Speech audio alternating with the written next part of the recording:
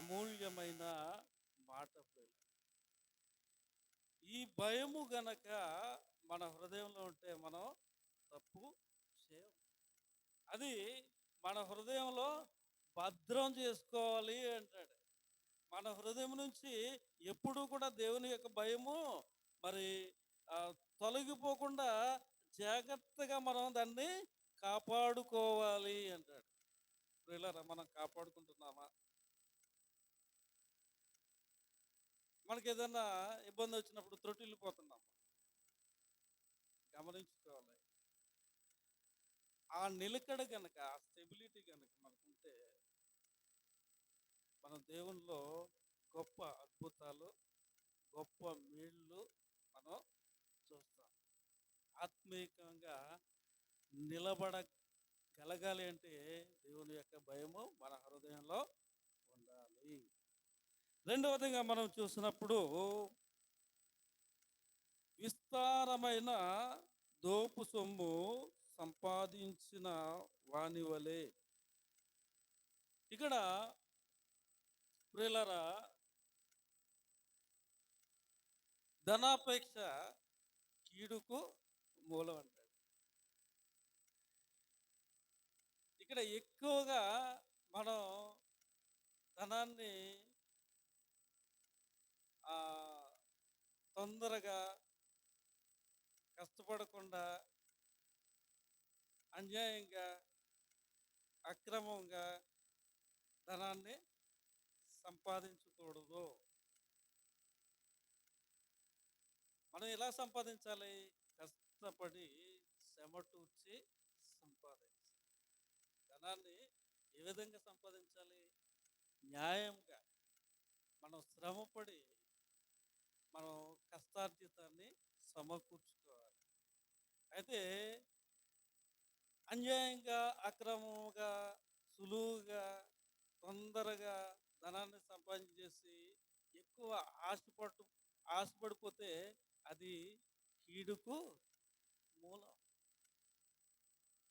ధనాపేక్ష కీడుకు మూలం. అది దేవుని రాజ్యానికి ఆటంకపరుస్తూ ఉంటుంది, అడ్డుగోడగా. మొట్టమొదటిగా ఏం చేయాలి? మనము దేవుని భయం కలిగి ఉండాలి. అది ఎక్కడ ఉండాలి? మన హృదయంలో ఉండాలి.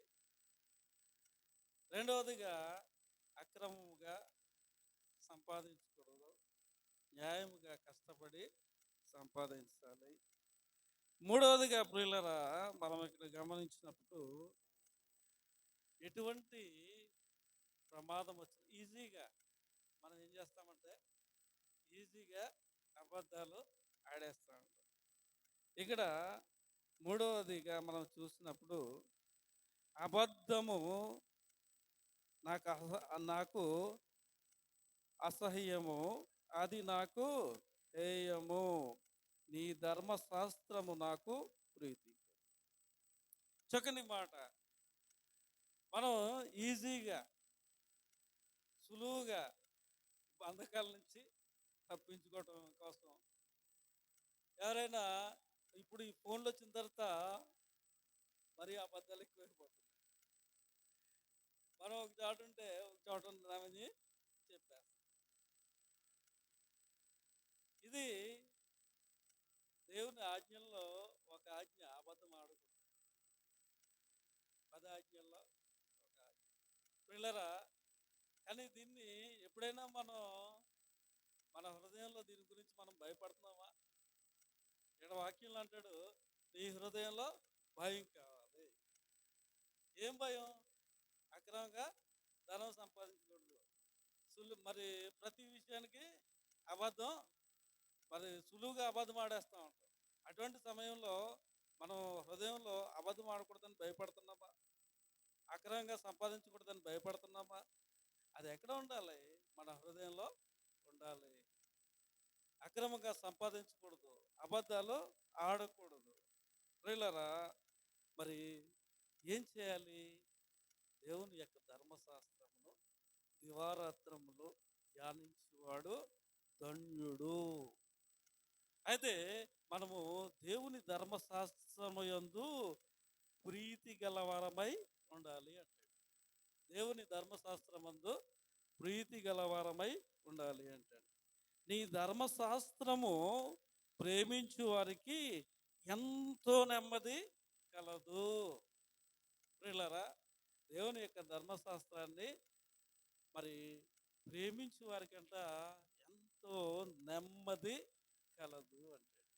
ప్రియులారా, మొట్టమొదటిగా అంటాడు మన హృదయంలో దేవుని భయం కావాలంటాడు.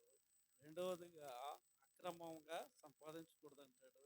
మూడవదిగా అబద్ధాలు ఆడకూడదు అంటాడు. మరి దేవుని యొక్క ధర్మశాస్త్రము అది ప్రీతికరముగా దాన్ని ప్రేమించాలి అంటాడు. నాలుగవదిగా అది మనకి నెమ్మది కలిగిస్తుంది అంటాడు. అది ఆయన న్యాయ విధులను ఆయన కట్టడలను తొలగకుండా మనల్ని నడిపిస్తుంది అంటాడు. కాబట్టి నా మార్గములన్నీ నీ ఎదుటన్నవి, నీ ఉపదేశములను నీ శాసనములను నేను అనుసరించుచున్నాను. ఈ కీర్తనకారుడు అంటాడు, మరి ఇవన్నీ కూడా నా ఎదుట ఉంచుకొని నీ శాసనములను, నీ ధర్మ కార్యాలను, నీ కట్టలను అనుసరించి నేను జీవిస్తున్నాను ఆయన. ఆ విధంగా నా జీవితాన్ని నడిపించు అని ఆయన గానం చేస్తూ ఉన్నాడు. పిల్లలు, ఈరోజు నీవు కూడా ఆ విధంగా దేవుణ్ణి గానం చేస్తూ ఉన్నావా? మన హృదయంలో మరి దేవుని భయం ఉందా? అక్రమముగా మనం సంపాదిస్తున్నామా? ప్రతి చిన్న విషయానికి అబద్ధం ఆడుతున్నామా? దేవుని ధర్మశాస్త్రాన్ని నిర్లక్ష్యం చేస్తున్నామా? నిర్లక్ష్యం చేస్తే ధర్మశాస్త్రాన్ని ప్రేమించు, దివారాత్రములు దాన్ని ధ్యానించు. అది నీకు నెమ్మది కలిగిస్తుందని, ఆయన కట్టడల్లో మనల్ని నడిపిస్తుందని, ఆయన న్యాయ విధులన్నింటినీ మనకు నేర్పిస్తుందని చక్కని మాటలు ఈరోజు ఈ యొక్క కీర్తనలో మనము, ఈ పాఠంలో మనం నేర్చుకుంటున్నాం. ఈ మాటలను దేవుడు దీవించి ఆశీర్వదించును గాక. ఈ యొక్క సమయంలో సాక్ష్యాలకు సమయం ఇవ్వబడుతుంది. పిల్లరా, ఈ సాక్ష్యాలను పంచుకోవాల్సిందిగా మనవి చేసుకుంటున్నాం. సాక్ష్యాలు చెప్పవలసిన వారు ఈ సాక్ష్యాలను చెప్పవలసిందిగా మనవి చేస్తూ ఉన్నాను. త్వరపడి మీ సాక్ష్యాలను పంచుకోవాల్సిందిగా మనవి చేస్తూ ఉన్నాను. లేనట్లయితే ఆరాధనలోకి వెళ్ళిపోదాం. పాస్టర్ గారు సిద్ధంగా ఉన్నారు.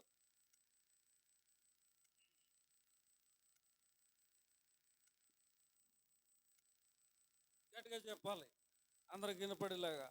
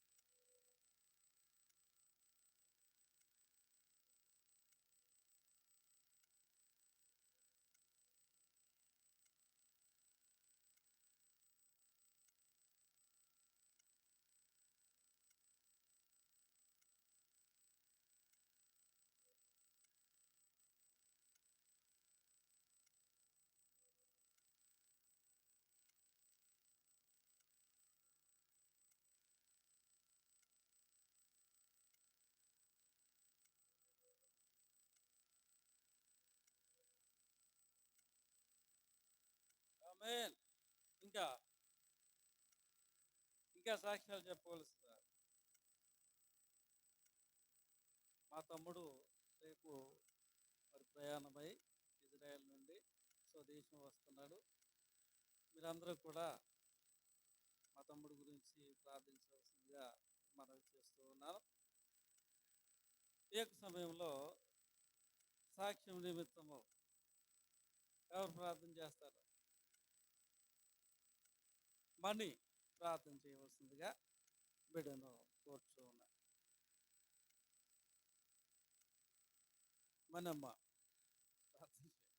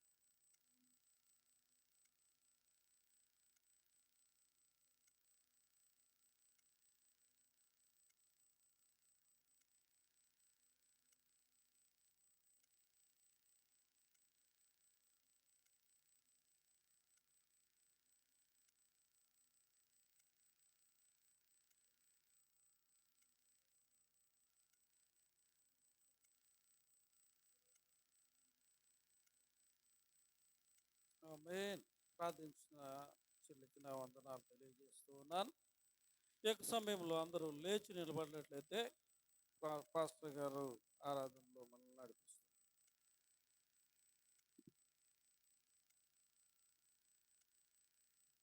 సమయంలో దేవుడు మనల్ని ప్రేమించి ఈ మే నెల మరొక ఆదివారం దినాన దేవుడు మన జీవితాలను అనుగ్రహించాడు. అనేక మంది దినము చూడాలని ఆశపడ్డారు, కానీ ఈ లోకాన్ని విడిచి వెళ్ళిపోయారు.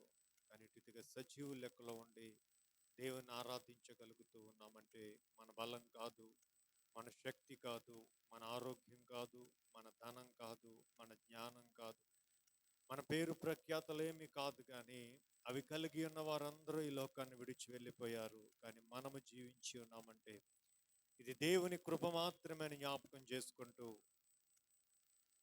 రెండు హస్తాలు ఆయన వైపు చాపి ఒక్క నిమిషం ఆయన్ని స్తుతిందాం. ఆయన మన పక్షాన కనుపరుస్తూ ఉన్న ఆయన కృపంతటిని బట్టి కూడా జ్ఞాపకం చేసుకుంటూ జీవమరణములో యెహోవా వశమని బైబిల్ సెలవిస్తుంది. ఇదేనన్నా మనం సజీవు లెక్కలు ఉన్నామంటే ఆయన కృప మాత్రమే అని జ్ఞాపకం చేసుకుంటూ కొద్ది నిమిషాలు యేసయ్యా నీకు స్తోత్ర స్తోత్ర స్తోత్ర స్తోత్రమయ్యా. అయ్యా, నేను జీవించటానికి మీరు ఇష్టపడ్డారు కనుకనే నేను సజీవు లెక్కలో ఉన్నానయ్యా. అయ్యా, అందును బట్టి నీకు స్తోత్రమయ్యా, స్తోత్రమయ్యా, స్తోత్రమయ్యా. ఏ యోగ్యత లేని మాకు మీరు ఇచ్చిన కృపను బట్టి స్తోత్రాలు. మీ మందిర ఆవరణంలోనికి వచ్చి మిమ్మల్ని ఆరాధించుటకు మీరు ఇచ్చిన భాగ్యమంతటను బట్టి కూడా యేసయ్యా మీకే స్తోత్రములు స్తోత్రములు స్తోత్రములు. మా పక్షాన మీరు కనుపరుస్తూ ఉన్న మీ మంచితనమంతటను బట్టి, మీ ప్రేమను బట్టి, మీ దయను బట్టి, మీ వాత్సల్యతను బట్టి, మీ కృపను బట్టి, మీ కనికరమును బట్టి దైవమా మీకే స్తోత్రమయ్యా, స్తోత్రమయ్యా, స్తోత్రమయ్యా. అయ్యా, ఈ లోకమును విడిచి ఎప్పుడూ మేము వెళ్ళిపోవాలి, కానీ ఈ దినము వరకు తండ్రి ఎటు రీతిగా సజీవు లెక్కలో మేమున్నామంటే యేసయ్యా ఇది కేవలము మీ కృప మాత్రమే దేవా. అందును బట్టి మీకు స్తోత్రములు. శాశ్వతమైన ప్రేమ, విడువని కృప మా పక్షాన మీరు కనుపరుచుచున్నందువలననే దేవా ఎటు రీతిగా మేము సజీవు లెక్కలో ఉన్నాము. అందును బట్టి యేసయ్యా మీకే స్తోత్రములు స్తోత్రములు స్తోత్రములు స్తోత్రములు. మహిమ ఘనతకు అర్హుడవు నీవే నా దైవము. మహిమ ఘనతకు అర్హుడవు నీవే నా దైవము. సృష్టికర్త ముక్తిదాత, సృష్టికర్త ముక్తిదాత, మా స్తుతులకు పాత్రుడా. ఆరాధనా నీకే, ఆరాధనా నీకే, ఆరాధనా స్తుతి ఆరాధనా, ఆరాధనా నీకే, ఆరాధనా స్తుతి ఆరాధనా, ఆరాధనా నీకే, ఆరాధనా నీకే, ఆరాధనా నీకే, ఆరాధనా నీకే, ఆరాధనా నీకే. మన్నాను కురిపించినావు, బండ నుండి నీళ్ళిచ్చినావు. మన్నాను కురిపించినావు, బండ నుండి నీళ్ళిచ్చినావు. యెహోవా ఈరే చూచుకొనును, యెహోవా ఈరే చూచుకొనును, సర్వము సమకూర్చును. ఆరాధనా నీకే, ఆరాధనా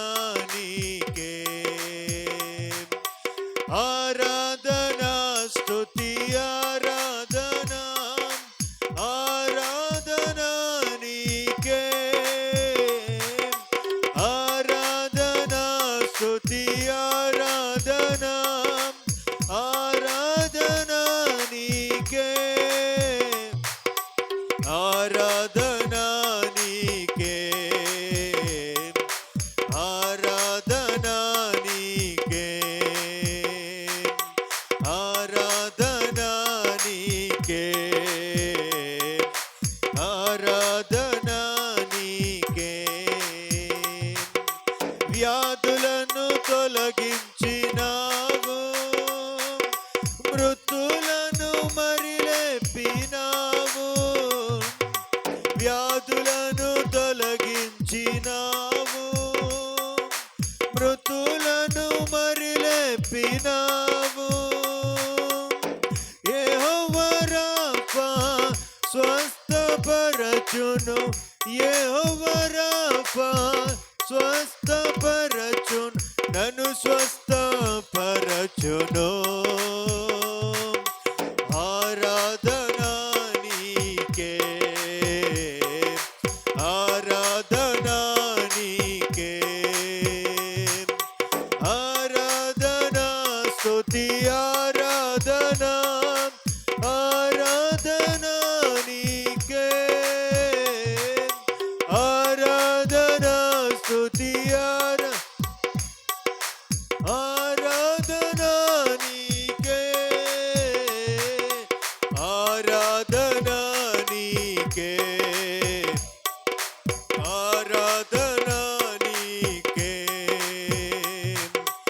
ఆరాధనా నీకే, ఆరాధనా నీకే. మహిమ ఘనతకు అర్హుడవు, నీవే నా దైవము. మహిమ ఘనతకు అర్హుడవు, నీవే నా దైవము. సృష్టికర్త ముక్తిదాత, సృష్టికర్త ముక్తిదాత, స్తుతులకు పాత్రుడా. ఆరాధనా నీకే యేసయ్యా, ఆరాధనా నీకే, ఆరాధనా స్తుతి ఆరాధనా, ఆరాధనా నీకే, ఆరాధనా స్తుతి ఆరాధనా నీకే, ఆరాధనా నీకే, ఆరాధనా నీకే, ఆరాధనా నీకే, ఆరాధనా నీకే. సమూలందరం కూడా ఒక చిన్న ప్రార్థన చేసుకుందాం. దేవా, స్తుతించి ఆరాధించడానికి ఇచ్చిన కృపను బట్టి వందనాలయ్యా. అయ్యా, నీ వాక్య ధ్యానంలోనికి మేము వెలుచు ఉండగా పరిశుద్ధాత్మదేవా, మీరే మాతో మాట్లాడండి అయ్యా, మీరే మమ్మలను బలపరచండి అయ్యా అని ఒక చిన్న ప్రార్థన చేసుకుందాం. ఈ సమయంలో పాస్టర్ గారు వచ్చి చిన్న ప్రార్థన చేస్తారు.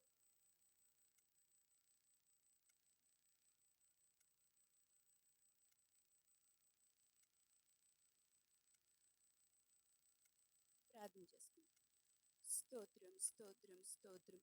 స్తోత్రార్హుడా, స్తుతులకు పాత్రుడా, గొప్ప దేవుడా, నీ ఘనమైన నామమునకు లెక్కలేని స్తుతులు స్తోత్రాలు చెల్లిస్తున్నామయ్యా.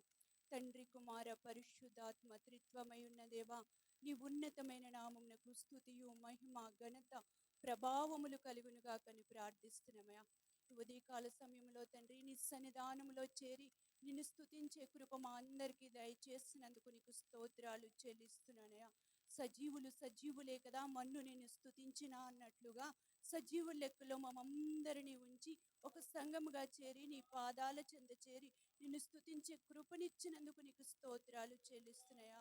ఈ ఆదివార దినంలో తండ్రి, ఇంతవరకు మీ ఆరాధనలో మీ కృపను చూపినందుకు నీకు స్తోత్రాలు. ప్రార్థనలో మీరున్నందుకు మీకు వందనాలయ. ఆరాధనలో ఆత్మస్వరూపిగా మా మధ్య సంచారం చేసినందుకు నీకు స్తోత్రాలు చెల్లిస్తున్నాను తండ్రి. ఇప్పుడు నీ సేవకుడు నిలవబడుచుండగా నీ సేవకుని బలపరచండి తండ్రి. నీ సేవకుని ముఖాంతరం నుండి మాతో స్పష్టంగా సూటిగా మాట్లాడమని అడుగుతున్నామయ్యా. వాక్యమై ఉన్న దేవా, వాక్యం ద్వారా మమ్మల్ని దర్శించండి, బలపరచండి. నీ శక్తి చేత మమ్మల్ని అందరినీ నింపమని అడుగుతున్నాను దేవా. నీ సన్నిధానంలో నిలువబడిన ప్రతి ఒక్కరితోనూ మీరు మాట్లాడమని అడుగుతున్నానయ్యా. ఎవరు ఏ అవసరతతో ఇక్కడ నిలువబడి ఉన్నారో వారి అవసరతను నజరేయుడైన యేసు నామములో తీర్చమని ప్రార్థిస్తున్నాను తండ్రి. ఇంకను అనేక మందిని సన్నిధానమునకు రాలేకపోవచ్చున్నారయ్యా. వారితో మీరు మాట్లాడమని అడుగుతున్నాను తండ్రి. మీరే నిజరక్షకుడుగా అంగీకరించే కృపను దయచేయమని అడుగుతున్నానయ్యా. ఈ ఆరాధన అంతా కూడా నీ నామ మహిమార్థమే జరిగించి మీరే మహిమ పొందమని యేసయ్య నామమును అడిగి వేడుకొని పొందుకొని ఉన్నాను పరమ తండ్రి. ఆమేన్. అందరూ కూర్చున్నామా? ప్రార్థించిన పాస్టమ్ గారికి నా యొక్క వందనాలు తెలియజేస్తూ ఉన్నాను. ముఖ్య సమయానికి మనం వచ్చి ఉన్నాం. దైవ సందేశానికి దేవుని దాసులు సిద్ధంగా ఉన్నారు కనుక మీరందరూ సమయాన్ని సద్వినియోగం చేసుకోవాల్సిందిగా మనవి చేస్తూ దేవుని దాసులకు సమయాన్ని ఇస్తూ స్తోత్రం. ఒక చిన్న వాక్య భాగాన్ని మనం చదువుకుని ఈ దినము దేవుని వాక్యాన్ని మనం ధ్యానం చేసుకుందాం. పేతురు రాసిన రెండవ పత్రిక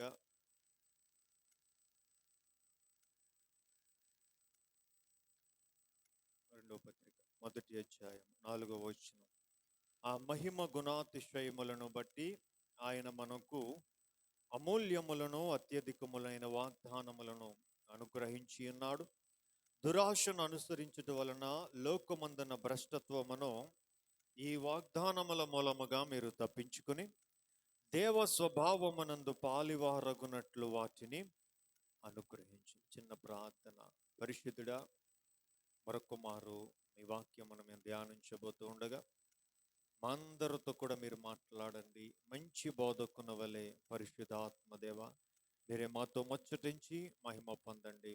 విత్తబడుతున్న వాక్యమును తండ్రి వినగల చెవి, గ్రహించగల హృదయము, మీ వాక్యమునకు లోబడే మనస్సు ఇక్కడున్న మాకందరికి కూడా దయచేసి మహిమ పొందమని మమ్మల్ని మీ కృపావాక్యానికి సమర్పిస్తూ యేసునామాన ఈ మనవడిగి వేడుకొని పొందుకొని ఉన్నాము తండ్రి. ఆమేన్. మరొకసారి ఈ విధంగా మీ మధ్యకు వచ్చి దేవుని వాక్యాన్ని మీ మధ్య పంచుకోవటానికి దేవాది దేవుడిచ్చిన కృపను బట్టి దేవుని నామానికి సమస్త మహిమ, ఘనత, ప్రభావాలు కలుగునుగాక. ఆమేన్. కుడి వచ్చిన మీకు అందరికీ కూడా ప్రభువును రక్షకుడైన యేసయ్య నామాన వందనాలు తెలియజేస్తూ ఉన్నాను. అందరికీ వందనాలు. అందరు బాగున్నారమ్మా? సరే, దేవునికి స్తోత్రం చెప్తాం. హల్లెలూయా. దేవునికి మహిమ కలుగును గాక. దేవాది దేవుడు మరొకసారి మనమందరము కూడా ఇటు రీతిగా సజీవుల లెక్కలో ఉండి మనల్ని జీవింపజేస్తున్న మన ఆత్మలకు కాపరి అయిన యేసుక్రీస్తు ప్రభువు నామాన్ని గణపరచడానికి ఇటు రీతిగా సంఘముగా సమకూర్చి దేవుడిచ్చిన ఈ అవకాశం అంతటిని బట్టి కూడా యేసయ్య నామాన తండ్రి అయిన దేవునికి మహిమ, ఘనత, ప్రభావాలను ఆరోపిస్తూ కొద్ది నిమిషాలు దేవుని వాక్యాన్ని మనం ధ్యానం చేసుకుందాం.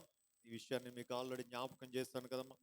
దేవుడు మనకి అమూల్యమును అత్యధికములనైన ఏమిచ్చాడంటండి? వాగ్దానాలు. ఆ వాగ్దానాల ద్వారా ఏమవ్వాలని దేవుడిచ్చాడు అంటే ఆయన స్వభావములో మనము పాలివారం కావాలని. ఇప్పుడు ఆయన స్వభావంలో మనం పాలివారం కావాలంటే నేను జ్ఞాపకం చేసిన విషయం ఏంటంటే, లోకాన్ని అనుసరించడం ద్వారా మనం ఏమి కొని తెచ్చుకున్నామంటే భ్రష్టత్వాన్ని.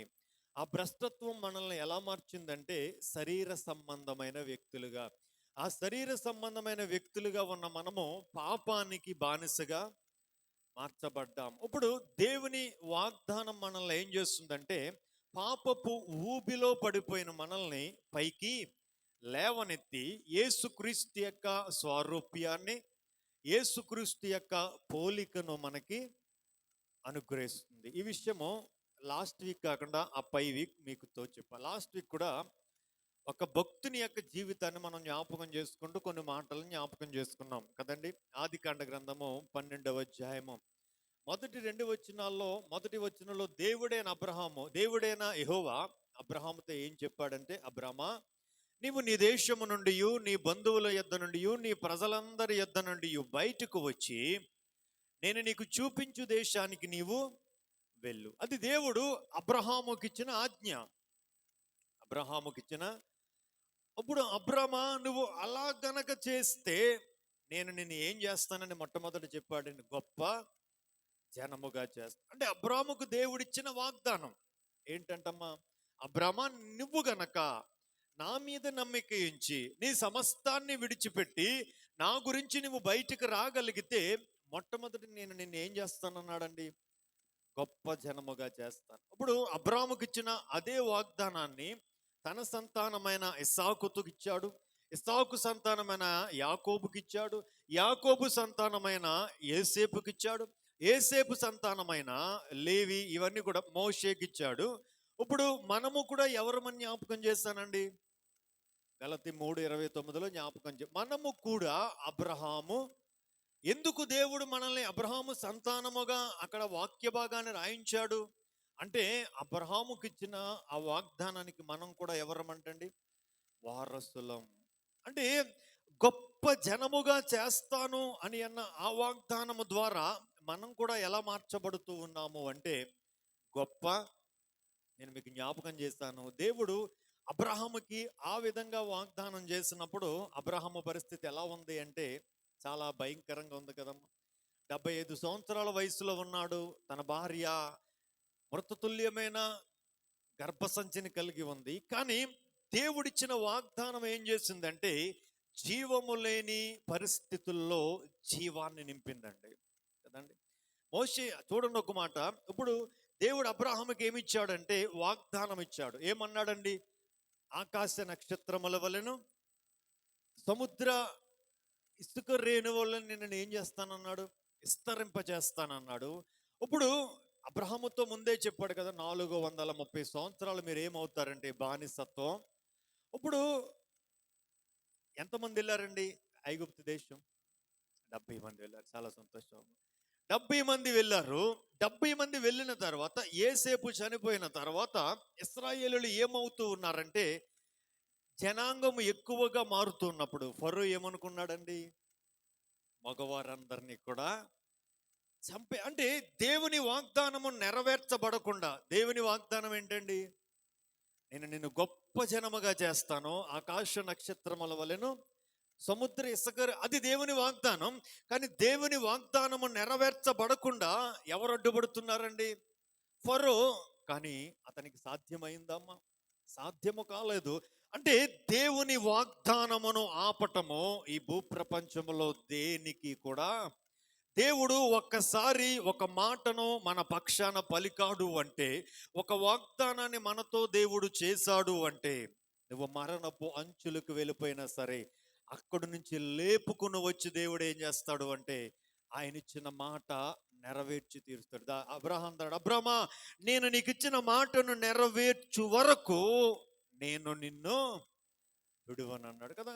ఒకసారి ఆలోచన చేయండి. ఇప్పుడు దేవుడు అబ్రహాముకి వాగ్దానం ఇచ్చినప్పుడు గొప్ప జనముగా చేస్తానన్నాడు. కానీ 100 సంవత్సరాలు వచ్చేసింది, శారా గారికి 90 వచ్చేసింది. కానీ అటువంటి పరిస్థితుల్లో సహితము శారా కుమారుడిని కన్నది అంటే దేవుని వాగ్దానం, అబ్రహాముతో దేవుడు చేసుకున్న నిబంధన. నేను అదే గుర్తు చేస్తాను, లాస్ట్ వీక్ గుర్తు చేసి. ఇది నాన్న మన అభివృద్ధిని, మన విస్తరణను ఆపటము ఎవరి వల్ల కూడా కాదు. ఎందుకు అంటే మనకి ఏముంది అంటే వాగ్దానం ఉంది. ఏముందండి? ఇది మనుష్యుడు మనతో చేసింది కాదండి. ఇది వైఎస్ జగన్మోహన్ రెడ్డి గారు చేసిన వాగ్దానం కాదండి. ఇది లేకపోతే ప్రజెంట్ ఎవరండి? చంద్రబాబు నాయుడు చేసిన వాగ్దానం. ఈ వాగ్దానం ఎవరితో చేశారు అంటే మనం ఆరాధిస్తున్న దేవుడు కొన్ని వందల సంవత్సరాల క్రితం ఆయన్ను ఆరాధిస్తున్న మనతో చేసిన మాట ఏంటంటే నేను నిన్ను విస్తరింప చేస్తాను. అంటే ఈ దినాన పరిస్థితులు ప్రతికూలంగా కనిపించవచ్చు, వాగ్దానం చూస్తే చాలా గొప్పగా ఉంది. పాస్టర్ గారు, మా పరిస్థితులు అయితే అసలు ఏమాత్రము కూడా అనుకూలంగా లేవండి, చాలా ఆ వాగ్దానానికి డిఫరెంట్గా మా పరిస్థితులు ఉన్నాయి అని అనుకోవచ్చు. కానీ లాస్ట్ గుర్తు చేశాను, అబ్రాము పరిస్థితుల వైపు చూడలేదండి. ఇది నాన్న ఆ వాగ్దానం నెరవేర్చబడకుండా మనల్ని అణిచివేయాలని చూసేవాడు ఎవడంటే అపవాది. ఎవడండి?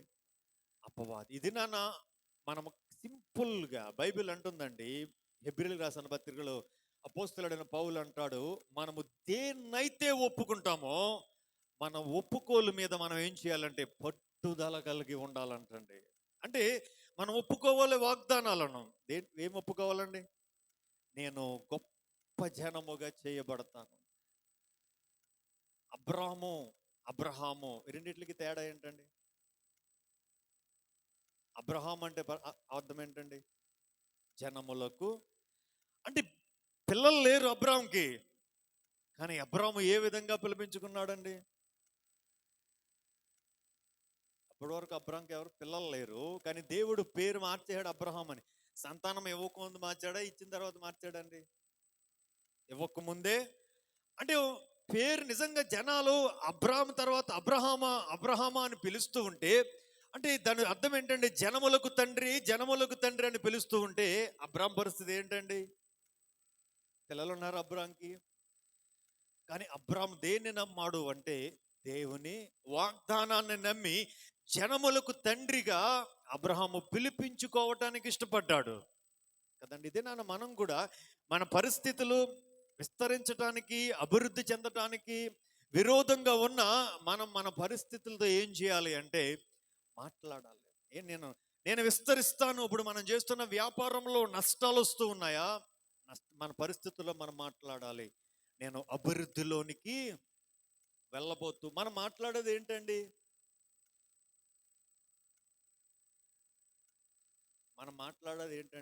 దేవుని వాక్యం. అంతేకా, నేను గొప్ప జనముగా చేయబడబోతున్నాను, నేను విస్తరించబోతున్నాను అనేటువంటిది మన సొంత మాట, దేవుడు మనకిచ్చిన వాగ్దానమా?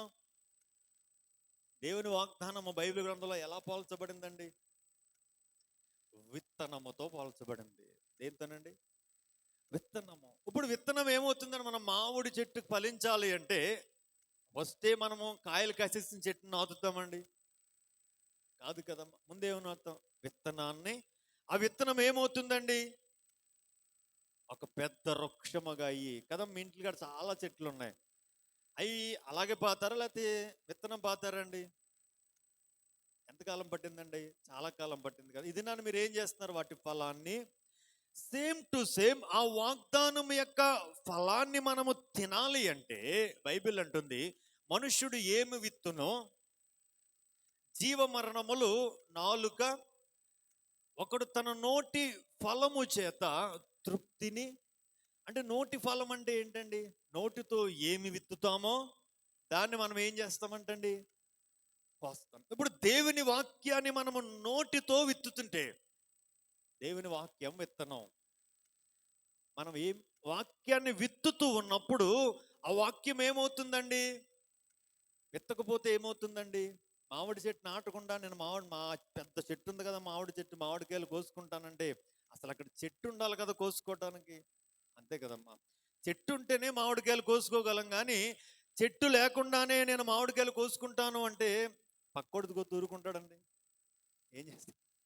ఊరుకోడు కదా. మన సొంత చెట్టే. ఇప్పుడు మన అభివృద్ధి మందే, పక్కోడు అభివృద్ధి మంద కాదు కదండి. పక్కోడు విస్తరణలో నేను కూడా పాలు పొందుతాను అంటే ఆడు రానివ్వచ్చు, రానికోపోవచ్చు కదండి. అంటే ఈ దినాన మనము విస్తరించాలి అంటే, మనం అభివృద్ధి చెందాలి అంటే, మనము దేవుని వాక్యాన్ని ఏం చేయాలి అంటే ఒప్పుకోవాలి కదండి. ఇది నన్ను లోక సంబంధంగా మన తల్లిదండ్రులు సంపాదించిన ఆస్తి కొరకు అవసరమైతే సుప్రీంకోర్టు కూడా వెళ్ళిపోతున్నామండి. అవునా కాదండి? మరి దేవుడు మన కొరకు సిద్ధపరిచిన స్వాస్థ్యాన్ని పొందుకోవడానికి ఏం చేస్తున్నామండి? ఒకసారి అంటండి, కప్పల సమూహం ఉందంటండి. కప్పలు 2 కప్పలు ఒక గుంటలో పడిపోయినాయి అంటమ్మా, కొంచెం లోతైన గుంటలో. పడిపోయేటప్పటికి చుట్టూ కప్పలన్నీ చేరిపోయినాయి. ఆ కప్పలు ట్రై చేస్తున్నా కానీ పైకి ఎక్కి రాలేకపోతున్నాయంట. ఇప్పుడు పైన కప్పలు ఏమంటున్నాయంటే, చాలా కాలం క్రితం మా అమ్మమ్మ మా నాన్నమ్మ అలాగే పడిపోయారు, వారు ఇంక బయటికి రాలేక చచ్చిపోయారని ఆ కప్పలతో చెప్తున్నాయంటండి. ఏమంటున్నాయండి? ఆల్రెడీ పడిపోయిన కప్పలతో పైన కప్పలు ఏం చెప్తున్నాయంటే, మా ఇంట్లో కూడా 2 అలా పడిపోయారు, ఇంకా వారు. ఆ మాట విన్న ఒక కప్ప ఏమైందంటే భయంతో చచ్చిపోయిందంటండి. ఏమైందంటండి? భయంతో చచ్చిపోయింది. ఇంకో కప్ప ఉంది కదండి, ఇంకో కప్ప ఏదో విధంగా ప్రయత్నం చేసేసి పైకి వచ్చేసింది అంటండి. ఆ కప్ప ఏం కప్ప అంటే చెవిటి కప్ప అంటండి. ఏం కప్ప అండి? చెవిటి కప్ప. ఇప్పుడు పైకి వచ్చిన వెంటనే కప్పలన్నీ అడుగుతున్నాయంట, అయ్యి బాబు ఇది అసాధ్యం అనుకున్నాం కదా, నువ్వు ఎలా వచ్చావు అంటే అయ్యంట, మీరు ఇలా చేతులెత్తి ఇలా చెప్తూ ఉంటే మీరు నన్ను పైకి రమ్మంటున్నారు కదా అని మీరు నన్ను ఎంకరేజ్ చేస్తున్నారు అనుకుని నేను ఏదో విధంగా నా శక్తిని అంతా కూడగొట్టుకుని పైకి వచ్చేసాను అంటాను. అంటే నిజంగా వీళ్ళు ఏం చేస్తున్నారండి దాన్ని? ఎంకరేజ్ చేస్తున్నారా? ఏం చేస్తున్నారమ్మా? అదృష్టం కొలది చెవిటిది అయిపోయింది కాబట్టి ఈ కప్పకి ఏం వినిపించలేదు, వారి మాటలు వినిపించలేదు కాబట్టి ఎంకరేజ్ చేస్తున్నారని సాధ్యమైనంత ప్రయత్నం చేసి పైకి వచ్చేసింది కదండి. నిజంగా ఆలోచన చేయండి. దినాన పరిస్థితుల్లో, ఇప్పుడు ఈ దినాన మనం వెలుస్తున్న పరిస్థితులు గుండా మనకు ముందు అనేక మంది వెళ్ళి ఉండొచ్చు. ఆ పరిస్థితుల్లో నుంచి వారు బయటికి రాలేక ఆ పరిస్థితుల్లోనే వారు మునిగిపోయి ఉండొచ్చు. కానీ ఇది నన్ను దేవుడు మనతో చెప్తున్న మాట ఏంటంటే, దేవుడు నీ కొరకు నిర్దేశించిన గమ్యము, దేవుడు నీ కొరకు నిర్దేశించిన లక్ష్యాన్ని నువ్వు చేరుకోకుండా ఏది కూడా నిన్ను నన్ను కూడా ఏం చేయలేదంటండి. ఎప్పుడు అంటే దేవుని మీద మనము నమ్మిక ఉంచినప్పుడు, దేవుని మీద మన గురి నిలిపినప్పుడు, దేవుణ్ణి మన లక్ష్యంగా కలిగినప్పుడు ఏ పరిస్థితి కూడా మనల్ని ఏం చేయలేదు అంటే కదిలించలేదండి. హల్లెలూయా, హల్లెలూయా. మరొక చిన్న నిన్నే ఇది చూశానండి. క్లాస్ జరుగుతుందంటండి. క్లాస్ జరుగుతున్న మ్యాథ్స్ టీచరు లెక్కలు చెప్తున్నాడంట. లెక్కలు చెప్తూ ఉన్నప్పుడు ఒక స్టూడెంట్ పడుకున్నాడంట. పడుకున్న తర్వాత క్లాస్ అయిపోయిన తర్వాత అందరు లెగిసిపోతారు కదండి. లెగిసిపోయిన తర్వాత అందరూ లెగిసి వెళ్ళిపోయారు. ఈ స్టూడెంట్ కూడా సడన్గా మెడుకు వచ్చి పైకి చూసేటప్పటికి బోర్డు మీద 2 సమ్స్ కనిపిస్తున్నాయంట. 2 లెక్కలు మాస్టర్ రాసేసి వెళ్ళిపోయారంట. ఈ అనుకున్నాడంటే ఇతను హోంవర్క్ కాబోలు అనుకుని ఆ 2 ప్రాబ్లమ్స్ని తన బుక్స్ మీద రాసుకుని వెళ్ళి సాల్వ్ చేయడానికి ప్రయత్నం చేశాడంట. కొన్ని బుక్స్ రిఫర్ చేశాడు. ఎంత రిఫర్ చేసినా తనకి సొల్యూషన్ అనేటువంటిది రాలేదు. ఇప్పుడు గ్రంథాలయంకి వెళ్ళాడండి. చాలా బుక్స్ రిఫర్ చేశాడండి. చాలా బుక్స్ రిఫర్ చేసేసి ఏం చేశాడు అంటే దానికి ఆన్సర్ కనుక్కున్నాడు బోర్డు మీద రాసిన సమ్స్కి. అప్పుడు వెంటనే స్కూల్ నెక్స్ట్ డే కాలేజీకి వెళ్ళాడు. కాలేజీలో లెక్చరరు లెసన్స్ చెప్పడం స్టార్ట్ చేశాడు. వెంటనే అడిగాడు అంటే చూడండి, అయ్యా హోంవర్క్ ఇచ్చారు కదా నిన్న, వాటి గురించి అడగరేంటని అడిగాడు. అప్పుడు సార్ అన్నాడంట, నేను ఏమీ హోంవర్క్ ఇవ్వలేదురా బాబు అన్నాడంట. మరి నిన్న మీరు బోర్డు మీద రాసిన సమ్స్ ఏంటండి అంటే, అవి అనేక మంది సైంటిస్టులు ఆ ప్రాబ్లమ్స్ని ఏం చేయలేకపోయారంటే సొల్యూషన్ అనేటువంటిది కనుక్కోలేకపోయారు. కొన్ని వందల సంవత్సరాల నుంచి వారు ఏం చేస్తున్నారంటే ఆ ప్రాబ్లమ్స్కి సొల్యూషన్స్ కనుక్కోవడానికి ప్రయత్నం చేస్తూ ఉన్నారు. కానీ ఆ సొల్యూషన్కి ఏం కనుక్కోలేకపోయారు. సొల్యూషన్స్ కనుక్కోలేకపోయిన ప్రాబ్లమ్స్ అని నేను వాటిని బోర్డు మీద రాశాను అంటే ఇతను అన్నాడు, అయ్యా నేను వాటికి ఆన్సర్స్ కనుక్కున్నాను అని బుక్ తీసుకెళ్ళి అతనికి ఇచ్చాడంటండి. 4-5 పేజీలు ఉందంటండి. నిజంగా ఆ సొల్యూషన్ చూసి ఆ సారే ఆశ్చర్యపోయాడంటండి. ఎంతో పెద్ద పెద్ద సైంటిస్టులు దీనికి ఆన్సర్ కనుక్కోలేకపోయారు, నువ్వెలా కనుక్కోగలిగావు అంటే నిజంగా ఆ యవ్వనస్తుడు అతను పడుకోబట్టి సరిపోయిందండి. మెలుకుంటే ఆ మాస్టర్ చెప్పిన మాటలకి అసలు ప్రయత్నం కూడా చేయబుద్ధి అవ్వదు కదండి. ఆ పెద్ద పెద్ద సైంటిస్టులే చేయలేకపోయింది నా వల్ల. నిజంగా చూడండి, కొన్నిసార్లు మనం చెవులు మూసుకుంటే నిశ్చయంగా మనం ఉన్నత స్థానాలకు వెళ్తామండి. కళ్ళు కదండి, మనం బొమ్మలు చూస్తాం కదండి, చెవులు మూసుకుంటారు. రెండోది కళ్ళు మూసుకుంటారు. మూడోది ఈ చాలా చోట్ల మనం చూస్తూ ఉంటాం కదా, చెడు చూడకు, చెడు వినకు, చెడు. ఈ 3 అనుభవాలు గనక మనం కలిగి ఉన్నట్లయితే నిశ్చయముగా ఉన్నత స్థితికి వెళ్ళగలుగుతామండి. హల్లెలూయా. నేను అంటాను, దేవుని వాగ్దానాలు అనేటువంటివి మన జీవితాల్లో నెరవేర్చబడాలి అంటే మనం సింపుల్గా మన పరిస్థితుల వైపు చూడకూడదు, ఇతరులు మన గురించి ఏమనుకుంటున్నారో వినకూడదు. ఎటువంటి పరిస్థితుల్లో కూడా దేన్ని కూడా మనం ఏం చేయకూడదంటే పట్టించుకోకూడదండి. దేన్ని కూడా ఏం చేయకూడదండి. మనం ఇతరులు మాట్లాడుతూ వింటూ ఉంటే నిరాశ కలుగుతుంది. ఇంకా నా పరిస్థితి ఇంతే కాబోలు, ఇంకా నా బ్రతుకులో అభివృద్ధి లేదు కాబోలు, ఇంకా నా ఆరోగ్యం బాగుపడదు కాబోలు. ఒక యవ్వనస్తురాలకి టీబీ వ్యాధి వచ్చిందంట. ఏం వ్యాధి అండి? టీబీ వ్యాధి వచ్చింది. చాలా డాక్టర్స్ దగ్గరికి తిరిగింది. డాక్టర్స్ అందరూ చెప్పారమ్మా, నువ్వు ఇంక లాస్ట్ స్టేజ్లో ఉన్నావు, నువ్వు ఇంక ఇంటికి వెళ్ళిపోవచ్చు, నీకు తొందరలోనే నువ్వు మరణించబోతున్నావు అని డాక్టర్ చెప్పి ఇంటికి పంపేశాడు అంటాడు. ఇప్పుడు ఇంటికి వెళ్ళిన తర్వాత తల్లి బైబిల్ గ్రంథాన్ని ఇచ్చి చదవమ్మా అని చెప్పింది అంటండి. కదండి. మామూలుగా బ్రతికున్నంతసేపు కూడా బైబిల్ తీసి చదవండిరా అంటే ఎవడో కూడా చదవడండి. నిజమండి. ఇది నా లోకం ఎలా ఉందంటే, ఒరే హృదయపూర్వకంగా ప్రార్థన చేయరా అంటే ఎవడో చేయడండి. ఆడికి మొత్తానికి ఏదో జబ్బు రావాలి, ఏదో బలహీనత రావాలి, ఏదో ప్రతికూలత రావాలి, ఏదో వస్తేనే వాడు ఏం చేస్తాడంటే నిజంగా యవ్వనస్తురాలు చచ్చిపోతామన్నటానికి ఎవరికైనా భయం వేస్తుంది కదండి. కదమ్మా, వెంటనే బైబిల్ తీసి అప్పటి వరకు చక్కగా యవ్వన కాలంలో ఉన్నంత కాలం కూడా ఇష్టానుసారంగా అన్ని చూసింది, ఏం కావాలంటే అది చేసింది. చచ్చిపోతావంటాడికి ఎవరు గుర్తొచ్చారంటే దేవుడు గుర్తొచ్చాడంట. బైబిల్ చదువుతూ ఉన్నాడు. పేతురు రాసిన పత్రికలోకి వెళ్ళిందండి. మొదటి పత్రిక 2:24 ఒక మాట రాయబడి ఉంటుంది. ఆయన పొంది ఉన్న దెబ్బల ద్వారా మీరు స్వస్థత పొంది ఉన్నారు అని రాయబడుతుందండి. అక్కడ ఏమని రాయబడిందండి? ఆయన ఎందుకు దెబ్బలుతున్నాడంటే నీవు నేను కూడా ఆ వచనం కాడికి వెళ్ళే సమయానికి ఆ స్త్రీకి, ఆ యవనస్తురాలకి ఒక ఆలోచన పరిశుద్ధాత్ముడు కల్పించాడు. ఏంటంటండి అంటే, నా కొరకు ఎవరు దెబ్బలు తిన్నారు? యేసయ్య తిన్నాడు. ఎందుకు తిన్నాడు?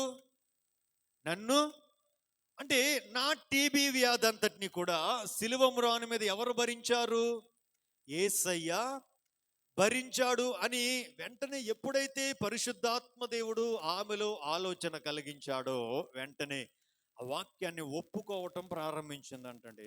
ఆయన పొందిన దెబ్బల ద్వారా నేను స్వస్థత పొద్దున్న లెగిసినప్పటి నుంచి సాయంత్రం పడుకునే వరకు కూడా ఈ మాటే గుర్తొచ్చినప్పుడల్లా ఏం ఒప్పుకుంటుందండి?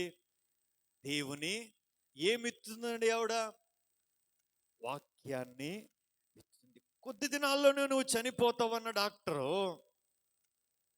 ఆమెను చూసి మరలా రిపోర్ట్స్ అన్ని చెక్ చేసిన తర్వాత అన్నాడంట, అమ్మా నీలో టీబీ వ్యాధి లేదు. ఏం జరిగిందని అడిగాడు అంటండి కదమ్మా. అంటే ఆలోచన చేయండి, ఈ దినాన ఒకవేళ నీ రిపోర్ట్స్ చూసి డాక్టర్ నీతో చెప్పొచ్చు, నీ పరిస్థితి అయిపోయింది, నీకు ఇంకా ఈ లోకంలో ఉండే కాలం బహు తక్కువ కాలం. కానీ బైబిల్ చెప్తుంది ఏంటంటే, నువ్వు చావవు, సజీవుడవై దేవుని క్రియలు నీవు వివరిస్తావు. ఇది దేవుడిచ్చిన వాగ్దానం. ఆయన పొందిన దెబ్బల ద్వారా దేవుడు నీకు ఏమిచ్చాడు? స్వస్థత. అంటే ఈ వాగ్దానాలు మొట్టమొదటి మనం ఈ వాక్యం మన జీవితంలో నెరవేర్చబడాలంటే మనం చేయవలసింది ఏంటంటే, మొట్టమొదట దేవుని వాక్యము ఇది నా కొరకే అని నమ్మాలండి. హల్లెలూయా. ఏమని నమ్మాలండి? ఇప్పుడు నా బైబిల్ గ్రంథం నేను చదువుతూ ఉన్నప్పుడు ఎవరితో మాట్లాడుతుందండి? నాతో. కానీ ఇది నేను చాలా మంది బైబిల్ చదివేటప్పుడు ఏం చేస్తారంటే, దేవుడు ఏదైనా లోపాలను ఎత్తి చూపుతున్నాడు, ఇది నా కొరకు కాదులే, మా ఇంటి పక్కవాడి కొరకు, నా కొరకు కాదులే, పలానా వ్యక్తి కొరకు అని ఏం చేస్తూ ఉంటారంటే వాక్యాన్ని అన్వయించుకోవటం మానేస్తున్నారు. కానీ ఇది ఇందాక విజయమోహన్ గారు చెప్పారు కదా, 119వ కీర్తనలో ఒక మాట చదువుదాం చూడండి. ఇక్కడ అంటున్నాడు కదా భక్తుడు, 164వ వచనంలో, నీ న్యాయ విధులను బట్టి దినమునకు 7 మారులు అంటండి. దావీదు భక్తుని యొక్క అనుభవం నిజంగా చూడండి. ఎందుకు దేవుని చిత్తానుసారుడిగా దావీదు పిలువబడ్డాడు, ఎందుకు దేవునికి ఇష్టమైన వ్యక్తిగా దేవుడు మార్చబడ్డాడు అంటేనంటండి, దేవుని వాక్యాన్ని చదువుతూ దావీదు ఏం చేసేవాడంటే, దేవా నీకు స్తోత్రమయ్యా అని చెప్పేవాడు అంటండి. ఎప్పుడంటండి? దేవుని వాక్యము చదివినప్పుడల్లా ఆ వాక్యములో ఉన్న వాగ్దానము దావీదు తన జీవితానికి అన్వయింప చేసుకున్నప్పుడల్లా దేంట్లో ఆనందించేవాడంటే దావీదు దేవుని ఆ మాట అంతా కూడా, ఆ 8 వచనాలు కూడా దేవుని ధర్మశాస్త్రాన్ని బట్టి మనము ఏ విధంగా ఆనందించాలో ఆయనలో ఆనందించటము ద్వారా ఎటువంటి కృప మనల్ని వెంబడిస్తుందో, ఎటువంటి కృప మన కుటుంబాలలో విస్తరిస్తుందో చాలా చక్కగా శ్రేష్టమైన విషయాలను దావీదు భక్తుడు అక్కడ జ్ఞాపకం చేస్తూ ఉన్నాడు కదండి. ఇది నన్ను వాక్యమును మనము చదువుతూ ఉన్నప్పుడు అంటండి, వాక్యం అంటుంది చుంటె తేనె దారాల కన్నా, నిజంగా తేనె నాలుక తగలగానే మన శరీరం అంతా కూడా ఏమవుతుందంటే పులకించిపోతుంది కదండి. అసలు ఆ మాధుర్యాన్ని మనము చెప్పటానికే చాలా సంతోషంగా అనిపిస్తుంది కదా. కానీ బైబిల్ అంటుందండి, దేవుని వాక్యం అంటండి చుంటె తేనె దారాల కన్నా నిజంగా ఈ వాగ్దానాలను మనం నిజంగా వీటిని చూచి వీటిని ఒప్పుకున్నప్పుడు ఇది మన పరిస్థితుల వైపు మనం చూడకుండా, దేవా నన్ను గొప్ప జనముగా చేస్తూ ఉన్నందుకు కదండి. లేకపోతే మన సంఘాన్ని దేవుడు తూర్పు పడమర ఉత్తర దక్షిణ నలుదిశలా విస్తరిస్తున్నప్పుడు, లేకపోతే మనం చేస్తున్న వ్యాపారం కావచ్చు, మన కుటుంబంలో ఉన్న పరిస్థితులు కావచ్చు, ఆర్థికంగా ఆత్మీయంగా శారీరకంగా భౌతికంగా మనము అభివృద్ధి చెందుతూ ఉన్నప్పుడు కావచ్చు, నిజంగా ఎంత ఆనందం కలుగుతుందండి. ఆలోచన చేయండి. అంత ఆనందాన్ని ఆ దినాన దావీదు అనుభవించాడు కాబట్టి దినమునకు ఎన్నిసార్లు స్తుతించేవాడు. దేన్ని బట్టి స్తుతించేవాడు అండి దావీదు దేవుణ్ణి? వాక్యమును బట్టి. దేన్నంటండి? ఏదో నాకు ఇల్లు ఇచ్చావయ్యా, నాకు కారు ఇచ్చావయ్యా అని కాదండి. దేవా నీ వాక్యమును బట్టి నీకు, నీ వాగ్దానములను బట్టి నీకు స్తోత్రం. హల్లెలూయా. కాబట్టి ఇది దేవుని వాగ్దానాలన్నీ కూడా దేవుడు ఎవరికి ఇచ్చాడు అంటే మనకే ఇచ్చాడండి. ఆ వాగ్దానాల ద్వారా మనం ఏం చేయాలి అంటే దేవుడిచ్చిన స్వాస్యమును మనము స్వతంత్రించుకోవాలి. స్తుతి ఏం చేస్తుందంటే వాగ్దానాలను స్వతంత్రించుకునే వారిలాగా మనల్ని మారుస్తుంది కదండి. మన బ్యాంక్ అకౌంట్లో ₹1,00,00,000 ఉన్నాయండి. ఇంటికాడ ప్రస్తుతం వండుకుని తినడానికి డబ్బులు లేవు. ఏం చేయాలండి? ఎంత ఉన్నాయేమో? ₹1,00,00,000 ఉన్నాయి బ్యాంకులో. ప్రస్తుతం ఇంట్లో అవసరతలకి ఇప్పుడు నాకు ₹1,00,00,000 ఉన్నాయి, నాకు ₹1,00,00,000 ఉన్నాయి అని ఊరంతా తిరిగితే ఇంట్లోకి సామాన్లు వచ్చేస్తాయండి? బ్యాంకులో డబ్బులు తెచ్చుకుంటూ వస్తాయా? అంతే కదండి.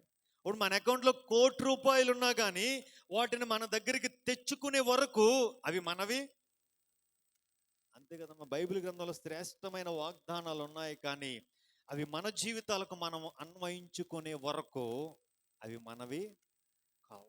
అవి మనము అన్వయించుకుంటే అవి మనవే. అవి మనవి కాకుండా ఎవడు కూడా ఆపలేడు. హల్లెలూయా. ఇది నాన్న సమయం అవుతుంది. ఇంకొక అంశాన్ని నేను మీ ముందుకు తీసుకొస్తాను. అబ్రహాముకు దేవుడిచ్చిన మరో వాగ్దానం ఏంటంటే, రెండవ వాగ్దానం ఏంటంటే, నేను నిన్ను ఆశీర్వదిస్తాను. మొట్టమొదటిది, నేను నిన్ను గొప్ప జనముగా చేస్తానన్న వాగ్దానం అబ్రహాము జీవితంలో నెరవేరిందా? నెరవేరలేదండి. పరిస్థితులు ఏ విధంగా ఉన్నా దేవుడు పరిస్థితులన్నింటినీ ఏం చేశాడు అంటే అనుకూలం చేసేసాడు. ఆటంకాలన్నింటినీ దేవుడు తొలగించేశాడు. అసాధ్యమైన వాటిని దేవుడు సుసాధ్యం చేసి దేవుడిచ్చిన మాటను అబ్రహాము పక్షాన నెరవేర్చాడు. రెండవది ఏమంటున్నాడంటే, అబ్రహామా నేను నిన్ను ఆశీర్వదిస్తాను. ఇది దేవుడు అబ్రహాముకి ఇచ్చిన వాగ్దానం అండి. ఏంటంటే అబ్రహాముకు దేవుడిచ్చిన వాగ్దానం. ఇది నాన్న దేవుడు అబ్రహాముని కొన్ని విషయాల్లోనే ఆశీర్వదించాడా? అన్ని విషయాలలో ఆశీర్వదించాడండి. దేవుడు అబ్రహాముని అన్ని విషయాలలో ఆశీర్వదించాడు. ఇక్కడ ఒక మాట మీకు జ్ఞాపకం చేస్తాను. ఇది నాన్న ఒక మాట ఎఫెసీయులకు రాసిన పత్రిక 1వ అధ్యాయం తీద్దాము. బైబిల్ తీసి చూద్దాం. ఎఫెసీయులకు రాసిన పత్రిక 1వ అధ్యాయం 3వ వచనాన్ని నేను చదువుతూ ఉన్నాను. చూద్దాం, చూడండి. మన ప్రభువైన యేసుక్రీస్తు యొక్క తండ్రి యగు దేవుడు స్తుతింపబడునుగాక. ఆయన క్రీస్తునందు పరలోక సంబంధమైన విషయములలో ఆత్మ సంబంధమైన ప్రతి ఆశీర్వాదమును మనకి అనుగ్రహిస్తాడు అన్నాడా? అనుగ్రహించాడు అన్నాడా అండి? అంటే దాని అర్థం ఏంటండి? అనుగ్రహించాడు అంటే అర్థం ఏంటమ్మా? ఆల్రెడీ ఇచ్చాడు. ఆ దినాన దేవుడు అబ్రహాముకి ఏమన్నాడు? అబ్రహామా నేను నిన్ను ఆశీర్వదిస్తాను అంటే అర్థం ఏంటండి?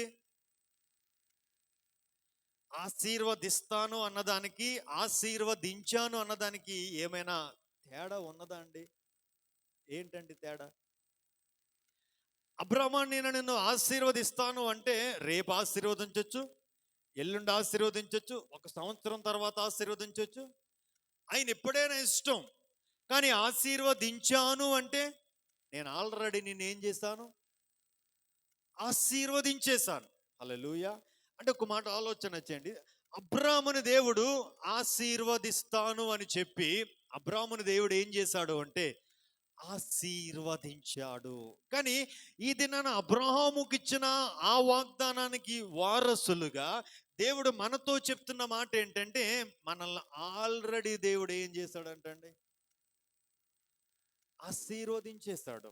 ఏం చేశాడంటండి, ఇప్పుడు ఆశీర్వదిస్తాను అంటే మనము ఆ ఆశీర్వాదం కొరకు ఎదురు చూస్తూ, దేవా నన్ను ఆశీర్వదిస్తానన్నావు కదా, నన్ను ఆశీర్వదించేయా, నన్ను ఆశీర్వదించేయా అని మనం దేవునికి ప్రార్థన చేయాలి. ఇప్పుడు దేవుడే మనల్ని ఆశీర్వదించేశాను అంటే ఇప్పుడు ఏం చేయాలండి, దేవా నన్ను ఆశీర్వదించినందుకు నీకు బ్యాంకులో చెక్ రాసి తెచ్చుకోవడం అండి. ఏం చేయాలి, మనం కష్టపడని అవసరం లేదు. కానీ ఆల్రెడీ మన బ్యాంక్ అకౌంట్లో ఉంది కాబట్టి మనం ఏం చేయాలి అంటే సింపుల్గా చెక్ రాసి, ఆ చెక్ ఏంటంటే స్తుతి.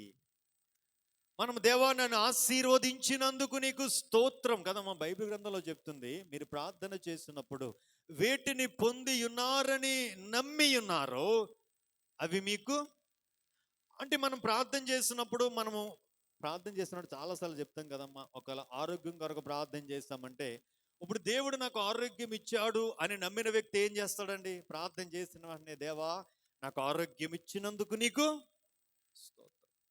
అంటే దేవుడు ఇవ్వకుండానే ఇచ్చిన వాటిని బట్టి మనము స్తుతిస్తూ ఉన్నప్పుడు ఆ 7 రోజులు కూడా ఆ యెరికో గోడల చుట్టూ కూడా ఇశ్రాయేలు జనాంగము స్తుతి చేయుటూ తిరుగుతూ ఉండగా దేవుడు ఏం చేశాడండి, యెరికో కోట గోడల్ని కూల్చివేసి ఆ యెరికోను ఇశ్రాయేలుకి ఇచ్చినట్టే మనము కూడా దేవుని వాగ్దానాలను బట్టి దేవుణ్ణి స్తుతిస్తూ ఉన్నప్పుడు అంటండి, ఆ వాగ్దానాలను మనం కూడా ఏం చేయగలమంటే మన జీవితాలలో వాటిని అనుభవించగ.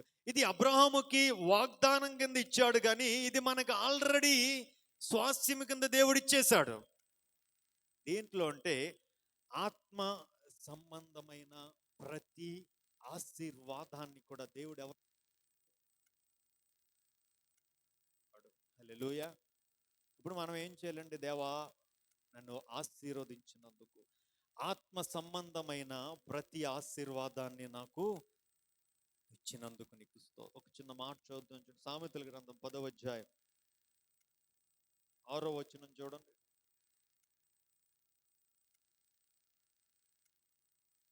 సామెతల గ్రంథం 10వ అధ్యాయం. నీతిమంతుని తల మీదకి సరిపోతుందమ్మా. ఏమంటున్నాడండి, నీతిమంతుని తల మీదకి ఏమొస్తాయంటండి. ఇప్పుడు అబ్రాహాం ఎవరండి, అబ్రాహాం నీతిమంతుడు. అబ్రాహాము నీతిమంతుడిగా ఎలా మార్చబడ్డాడండి, బైబిల్లో రాయబడిన మాట, అబ్రహాము దేవుణ్ణి నమ్మాడు, అది అతనికి ఎలా ఎంచబడిందండి, నీతిగా. ఇప్పుడు మనం నీతిమంతులుగా మార్చబడాలంటే ఏం చేయాలండి,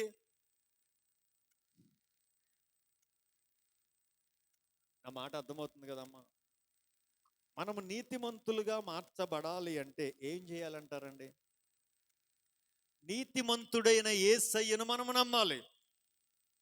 మన క్రియల ద్వారా మనం నీతిమంతులుగా మార్చబడలేమండి. ఎందుకంటే మనము ఎంత మంచి పని చేసినా అది దేవుని దృష్టికి ఎలా కనిపిస్తుందంటే ఒక మురికి గుడ్డగా కనిపిస్తుందంటండి.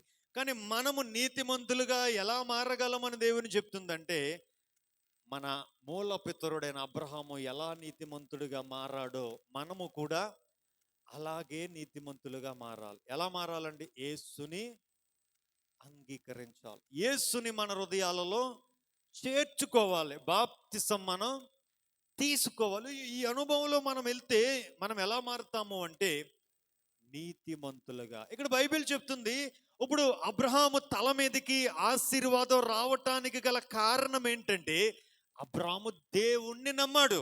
సింపుల్ అండి. ఇది మనము ఆశీర్వదింపబడాలి అంటే ఒకటే రూటు, వేరే రూట్లు ఏమి లేవండి. ఏంటి ఆ రూట్ అంటే దేవుణ్ణి నమ్మి ఆయన మాటకు మనం ఏం చూపాలి అంటే విధేయత చూపితే దేవుడు మనల్ని ఏం చేస్తాడు అని బైబిల్ చెప్తుందంటే ఆశీర్వదిస్తాడు. బైబిల్ అంటుంది కదండి, యాకోబు 1:17 అంటుంది, ఒకసారి చదువుదాం చూడండి అమ్మా. యాకోబు 1:17. నా ప్రియ సహోదరులారా, మోసపోకుడి. శ్రేష్టమైన ప్రతి ఈవియు, సంపూర్ణమైన ప్రతి వరమును పర సంబంధమైనదై జ్యోతిర్మయుడగు తండ్రి యొద్ద నుండి వచ్చును. సరిపోతుందండి. శ్రేష్టమైన ఏంటంటే ప్రతి ఈవి, పర సంబంధమైన ప్రతి వరము ఎక్కడి నుంచి వస్తుందంటండి? దేవుని జ్యోతిర్మయుడగు. ఇప్పుడు దేవుని దగ్గర నుంచి మనకి కావలసినవి మనం పొందుకోవాలి అంటే మనం ఎలా మార్చబడాలండి? నీతిమంతులుగా. ఎలా మార్చబడాలమ్మా? నీతిమంతుని తల మీదకి ఏమొస్తుందండి? ఎక్కడి నుండి వస్తుందండి ఆశీర్వాదం? ఎక్కడి నుండి వస్తుందమ్మా? జ్యోతిర్మయుడగు తండ్రి యొద్ద నుండి వస్తుందంటండి. ఇప్పుడు ఆ తండ్రి యొద్ద నుండి వచ్చే ఆశీర్వాదాన్ని మనము పొందుకోవాలి అంటే ఇందాక మనం చదువాం ఎఫెసీ 1:3లో, క్రీస్తునందు ఆత్మ సంబంధమైన ప్రతి ఆశీర్వాదం ఎవరిలో ఇచ్చాడంటే దేవుడు మనకి ఆల్రెడీ ఇచ్చాడు.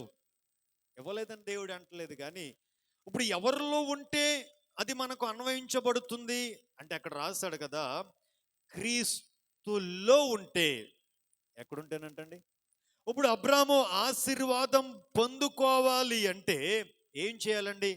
సమస్తాన్ని వదిలిపెట్టేసి బయటికి రావాలి. ఇప్పుడు వస్తేనే ఆశీర్వాదం. ఇప్పుడు అబ్రాము వచ్చాడు కాబట్టి ఆశీర్వాదం. ఇది మనం కూడా క్రీస్తులోనికి వచ్చాము కాబట్టి మనకు కూడా ఏంటండి? ఆత్మ సంబంధమైన ఏంటండి? ఆత్మ సంబంధమైన ఆశీర్వాదాలు.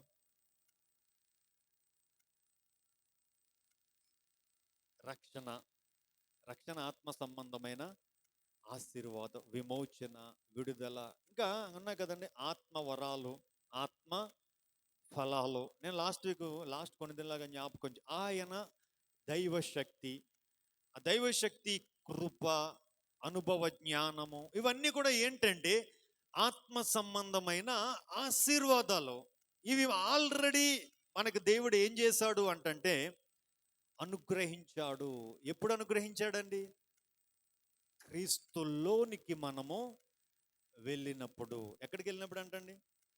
క్రీస్తులోనికి. లోకములో నుంచి ఎక్కడికి ట్రాన్స్ఫర్ చేయనప్పుడు అంటండి? క్రీస్తులోనికి. లోకములో నుంచి ఎక్కడికి వెళ్ళినప్పుడు అంటండి?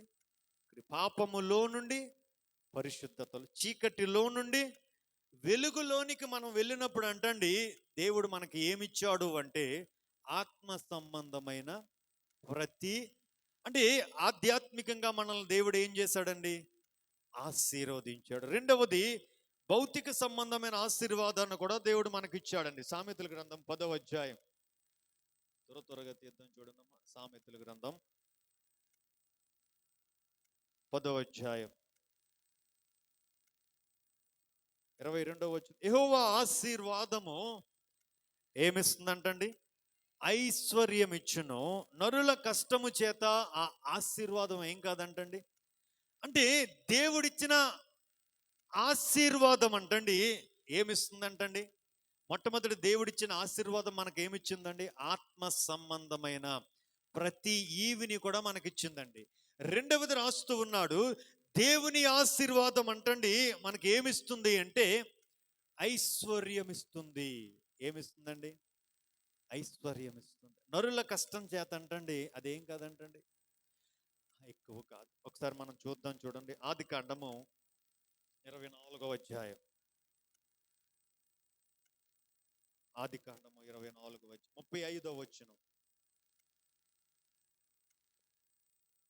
24వ అధ్యాయం 35 చదవండి. యాకోబు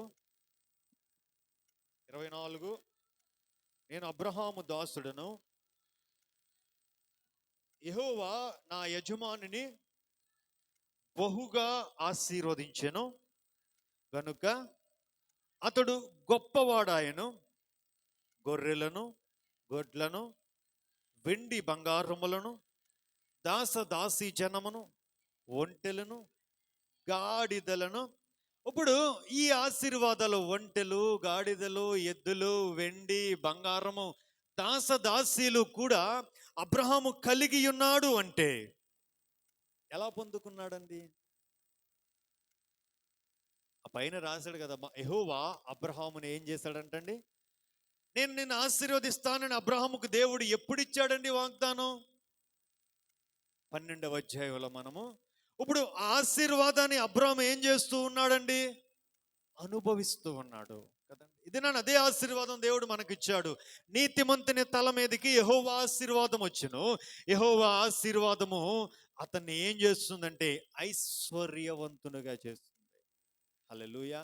అంటే ఈ దినాన దేవుని ఆశీర్వాదం మనల్ని ఎలా చేస్తుందంటే ఆస్తికర్తలుగా, ఆధ్యాత్మికమైన ఆశీర్వాదం మాత్రమే కాదండి, భౌతిక సంబంధంగా కూడా. నేను అంటానండి, ఆల్రెడీ ఆశీర్వాదాన్ని మన కళ్ళ ముందే మనం చూస్తున్నాం కదండి.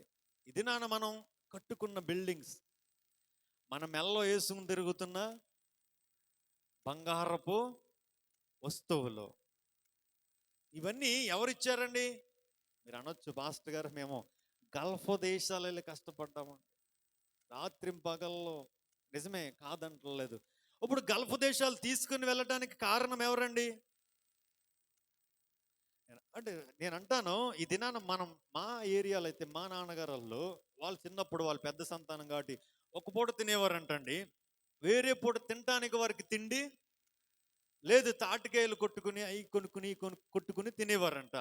కానీ అంత దీన స్థితిలో నుండి దేవుడు ఈ దినాన లేవనెత్తి ఒక ఉన్నతమైన స్థితిలో ఉంచాడు. కారణం మా నాన్నగారు, మా అమ్మగారు అంటే దేవుడు ఊరుకుంటాడండి? ఆశపెట్టి గోము మీద దెబ్బ కొడతాడు. ఎందుకంటే నేను ఆశీర్వదింతే వాళ్ళని అంటావేంటి అబ్బాయి అంటాడు. ఎవరిచ్చారండి ఇవన్నీ మనకి? దేవుడిస్తేనే మనము. నెబుకద్నెజరు అనుకున్నాడంటండి, కోటెక్కి తాను సంపాదించిన రాజ్యం, నిజంగా నెబుకద్నెజరు యుద్ధం చేసి రాజ్యాన్ని సంపాదించాడండి.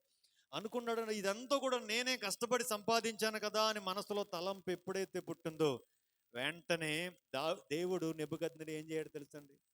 జంతువులాగా అడవిలోనికి తరిమేస్తాడంటండి. 7 సంవత్సరాలు ఏం తిన్నాడంటే గడ్డి తిన్నాడంటండి. ఏం తిన్నాడంటే, ఎప్పుడైతే అయ్యా దేవుడా నువ్వే నాకు ఇవన్నీ ఇచ్చావనే ఆలోచన ఎప్పుడైతే నెబుకద్నెజరులోనికి వచ్చిందో అప్పుడే తీసుకొచ్చి మరల ఎక్కడ కూర్చోబెట్టాడంటండి?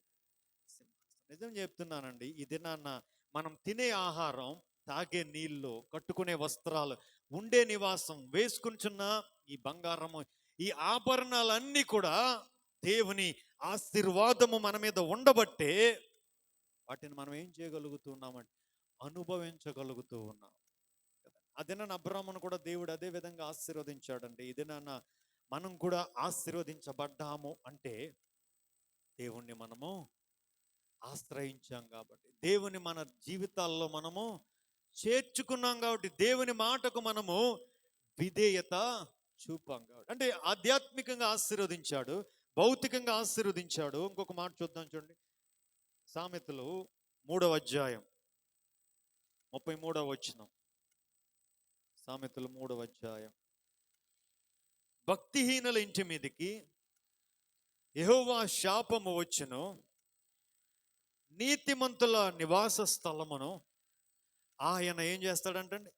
ఆశీర్వదిస్తాడు. ఇప్పుడు నేను మరలా గుర్తు చేస్తున్నాను, అబ్రహాము అతని సంతానము ఆశీర్వదింపబడింది అంటే దేవుని ఆశీర్వాదం అంటండి అబ్రహాము మీదకి దిగొచ్చింది కాబట్టి కదండి.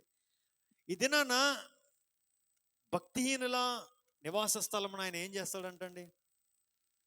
శపిస్తాడంట. మరి ఎవరి నివాస స్థలాన్ని దేవుడు ఆశీర్వదిస్తాడు? నీతిమంతులు అంటే ఎవరండి? యేసుని అంగీకరించిన వారు, యేసుని వారి హృదయాలలో చేర్చుకొనిన వారు. నేను అంటానండి, ఈ దినాన మన కుటుంబాల్లోనే యేసును అంగీకరించిన వారు చాలా మంది ఉన్నారండి. కానీ మన కుటుంబాలు దీవించబడుతూ ఉన్నాయంటే, మన కుటుంబాల్లో క్షేమాభివృద్ధి కలుగుతూ ఉంది అంటే మీరు అనుకోవచ్చు ఇది నా వల్ల కాబోలు అని అనుకోవచ్చు. కానీ కాదండి, మన కుటుంబాల్లోనే దేవుణ్ణి అంగీకరించిన వ్యక్తులు ప్రార్థన ధూపాన్ని మన కుటుంబంలో నుంచి దేవునికి వేస్తూ ఉన్నారు. కాబట్టి ఈ దినాన మన కుటుంబంలో ఏమి ఏలుబడి చేస్తుందంటే క్షేమం ఏలుబడి చేస్తుంది, సమాధానం ఏలుబడి. నిజంగా ఆలోచన చేయండి. మనం జీవించిన జీవిత విధానం ద్వారా నా కుటుంబం దీవించబడిందయ్యా అని దేవుని ఎరగని వారు ఎవరైనా చెప్పగలరండి? ఎందుకు చెప్పలేరండి? ఎందుకంటే అతని బ్రతుకు అతనికి తెలుసు కాబట్టి, అతని భక్తి అతనికి తెలుసు కాబట్టి ఏం చెప్పలేడండి? నాలో ఏమి లేదయ్యా, నా భార్య నా కుటుంబం కొరకు ప్రార్థన చేస్తుంది కాబట్టి ఈ దినాన నా కుటుంబంలో ఏముందంటే, నోవహును బట్టి అతని కుటుంబం అంతా ఏమైందండి? రక్షించబడింది కదా. జలప్రలయములో కొట్టుకొని పోకుండా నోవహు కుటుంబం రక్షించబడింది అంటే కారణం ఏంటంటే, నోవహు దేవుని దృష్టికి నిందారహితుడు, నీతిపరుడిగా ఉన్నాడు కాబట్టి దేవుడు నోవహుతో పాటు అతని కుటుంబాన్ని కూడా ఏం చేశాడండి? ఈ దినాన మన కుటుంబంలో కూడా దేవుణ్ణి అంగీకరించిన నీతి పరులు ఉన్నారు కాబట్టి, నీతి పరుని కుటుంబం మీదకి దేవుని ఆశీర్వాదం వస్తుంది కాబట్టి, ఈ దినాన మనం ఎలా ఉన్నాము అంటే క్షేమకరంగా ఉంటూ ఉన్నాం. కానీ ఒక దినం రాబోతుందండి. ఆ దినం ఏం చేయబోతుందంటే, రక్షణ లేకపోతే మన కుటుంబస్తులు మన కొరకు ఎంతగా ప్రార్థించినా వారితో పాటు మనము ఆ నిత్య రాజ్యాన్ని మనము స్వతంత్రించుకోవాలి. ఇది ఈ లోకంలో ఉన్నంతసేపు వారి ప్రార్థన మీకు ఒక భద్రతగా ఉండొచ్చు, కానీ ఒకానొక దినము, ఆ భయంకరమైన దినము, ఆ ఉగ్రత కలిగిన దినము, ఆ దినమున మనం ఏం చేయబడలేమంటే తప్పించుకోలేం. ఆ దినాన ఉగ్రత నుంచి తప్పించుకోవటం ఎవరి వల్ల? ఎందుకు అంటే రక్షణ అనేటువంటిది వ్యక్తిగతమైనదండి. ఎవరి రక్షణ వారిని రక్షిస్తుందండి. నా రక్షణ ఇతరులను రక్షించదు. ఇతరులు రక్షించబడితే వారి రక్షణ నాకు ఉపయోగపడదు. ఎవరి రక్షణ వారికే. కానీ ఇక్కడ బైబిల్ చెప్తుందంటే, నీతిమంతుని కుటుంబం మీదకి ఏమొస్తుంది అంటే ఆశీర్వాదము. హల్లెలూయా. మరొకటి జ్ఞాపకం చేస్తాం చూడండి, నిర్గమకాండ గ్రంథము 23వ అధ్యాయం. దేవుడు మనల్ని ఆధ్యాత్మికంగా ఆశీర్వదించాడు, భౌతిక పరంగా ఆశీర్వదించాడు, కుటుంబ పరంగా ఆశీర్వదించాడు. నిర్గమకాండము 23వ అధ్యాయం 25వ వచనం చూడండి అమ్మా. నీ దేవుడైన యెహోవా, చదవండి అమ్మా, నీ ఆహారమును నీ పానమును నీ దేవుడైన యెహోవానే సేవింపవలెను. అప్పుడు ఆయన నీ ఆహారమును నీ పానమును దీవించును. నేను నీ మధ్య నుండి రోగమును, అంటే ఇది నాన్న దేవుణ్ణి మన జీవితాల్లో చేర్చుకుంటే దేవుడు ఏమిస్తాడండి? ఆత్మ సంబంధమైన ఆశీర్వాదం, భౌతిక సంబంధమైన ఆశీర్వాదం, కుటుంబ సంబంధమైన ఆశీర్వాదం. నాలుగోది ఏమంటున్నాడండి? శరీర సంబంధమైన ఆశీర్వాదం. ఏం చేస్తాడంటండి? దేవుణ్ణి మన జీవితాల్లోకి ఆహ్వానిస్తే, దేవుణ్ణి మన హృదయాల్లో చేర్చుకుంటే, ఆయన మనం తినే ఆహారాన్ని, తాగే పానీయాన్ని ఏం చేస్తాడంటండి? దీవిస్తాడంటండి. ఒక మానవ వైపు చూడండి.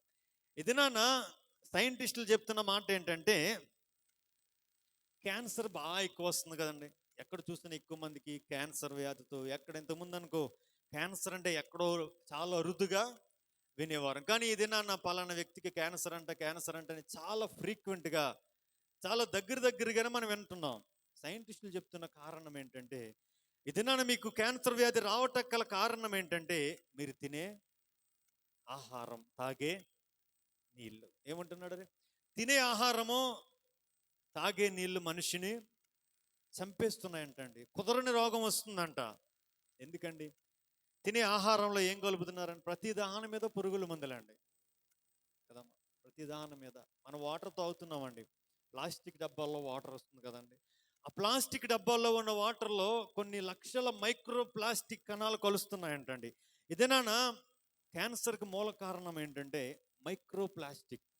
ఏంటంటే ప్లాస్టిక్ అంటే మనం తినే ఆహారంలో, తాగే పానీయములు కూడా ఏమవుతుంది అంటే కలిసిపోతుంది. అంటే మనం తినే ఆహారము, తాగే పానీయములో ఏమి లేదు అంటే స్వచ్ఛత, శుద్ధి లేదండి. ఆ ఆహారము, ఆ పానీయం ఏం చేస్తున్నాయంటే మనల్ని బలహీనులుగా చేస్తున్నాయి, రోగగ్రస్తులుగా చేస్తున్నాయి, భయంకరమైన బలహీనతలలోనికి మనల్ని.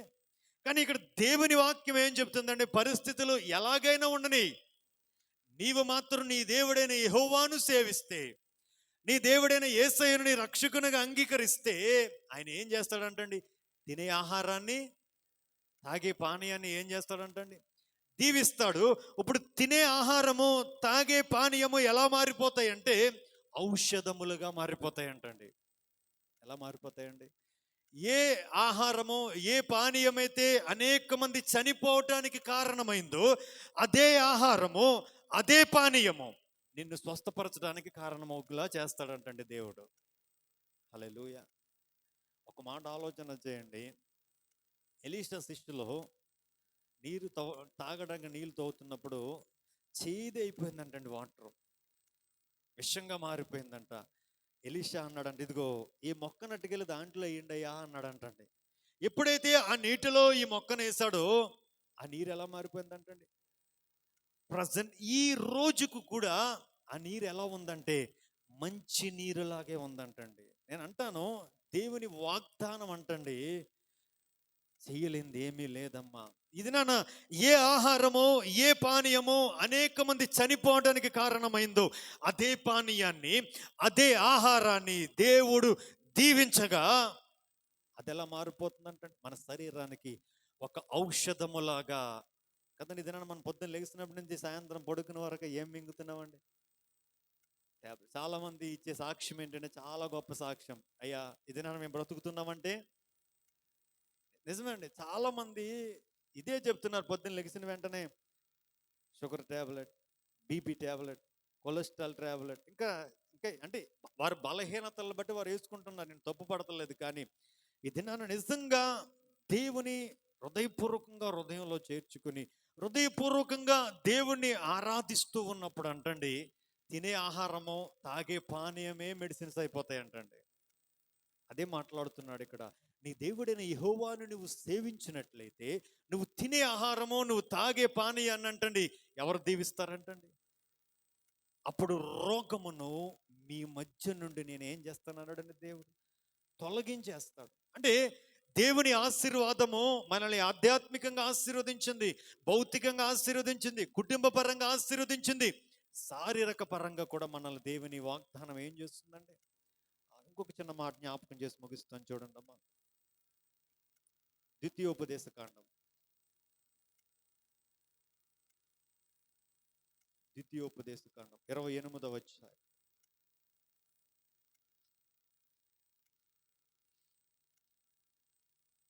28వ అధ్యాయం 3వ వచనం చదువుదాం ఒకసారి చూడండి. నీవు పట్టణములో దీవింపబడుతువు, పొలములో దీవింపబడుతువు. 6వ వచనం చూడండి.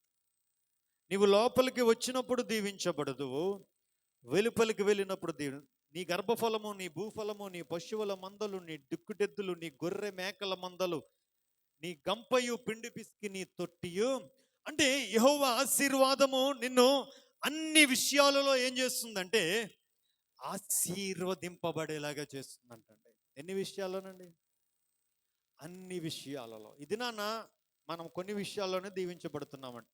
ఏ విషయాలంటే భౌతిక సంబంధంగా మనం దీవించబడుతున్నాం కదండి, కుటుంబ సంబంధంగా కూడా దీవించబడుతుంది. కానీ శరీర సంబంధంగా, ఆధ్యాత్మిక సంబంధంగా అన్ని విషయాలలో కూడా మనం ఏం చేయబడాలండి? నీవు బయటికి వెళ్ళినప్పుడు దీవించబడుదువు, లోపలికి వచ్చినప్పుడు దీవించబడుదువు, నీవు పట్టణములో దీవించబడుదువు, నీవు పొలములో. అంటే దీని అర్థం ఏంటండి? మన పాడి పంటలు దీవించబడతాయి, మన పశుపక్షాదులు, మన భూ పంటలు ఉన్నాయి కదా, ఇవన్నీ కూడా ఫలభరితముగా మార్చబడుతున్నాయి. అంటే కారణం ఎవరండి? దేవుడు. ఎవరండి? కారణం దేవుడే. హల్లెలూయా. ఆదికాండ గ్రంథంలో ఒక మాట చూద్దాం చూడండి. ఆదికాండం 13వ అధ్యాయం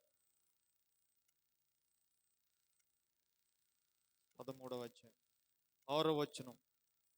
వారు కలిసి నివసించుటకు ఆ ప్రదేశము చాలకపోయెను, ఎందుకనగా వారి ఆస్తి వారు కలిసి నివసించలేనంత. అంటే చూడండి, దేవుడు అబ్రహాముని ఆశీర్వదించటం ప్రారంభించగానే ఎంత విస్తారమైన ఆస్తిని దేవుడు అబ్రహాముకి ఇచ్చాడు. వారి ఆస్తి అంటండి వారు కలిసి నివసించడానికి ఏమవలేదంటండి, సరిపోలేదంట. అంటే సరిపోలేనంత ఆశీర్వాదం. మన భాషలో మనం మాట్లాడుకోవాలంటే పట్టజాలని దీవెనలు. ఏంటంటే కదమ్మా, అదేనా పేతురు వల వేయటానికి ఎక్కడికి వెళ్ళాడండి? సముద్రంలోకి వెళ్ళాడు. చాలా ప్రయత్నం చేశాడు, ఏమవ్వలేదండి, చేప పడలేదు. అప్పుడు యేసయ్య వెళ్ళాడు, నువ్వు ఆ ప్రక్కనే ఈ పేతురు అన్నాడు. అప్పుడు అన్నాడు పేతురు, అనుకొని ఉండొచ్చు, నేను ఎన్నో సంవత్సరాల నుంచి ఈ సముద్రంలో వేటాడుతున్నాను, నాకు తెలియంది నీకేం తెలుసయ్యా, నిన్న కాక మొన్న సముద్రం దగ్గరకు వచ్చావు అని అనుకుని ఉండొచ్చు. కానీ పేతురు అన్న మాట ఏంటంటే, నీ మాట చొప్పున, ఏమన్నాడండి, నీ మాట చొప్పున నేను వల వేస్తానని వల వేయగా పట్టజాలని విస్తారమైన చేపలు అంటండి. ఏంటంటండి, పట్టజాలని విస్తారమైన చేపలు పడ్డాయి. ఆ చేపలు పడటం వల్ల తన వలను ధరికి లాగలేకపోయాడు అంటండి. మళ్ళీ ఒడ్డు నుంచి ఇంకో వలల్ని, ఇంకో పడవెళ్ళి ఆ వలను, అంటే దేవుడు ఆశీర్వదిస్తే ఎలా ఆశీర్వదిస్తాడు అంటే, అసలు ఆశీర్వాదాలను ఎక్కడ పెట్టుకోవాలో కూడా మనకి తెలియదంటండి.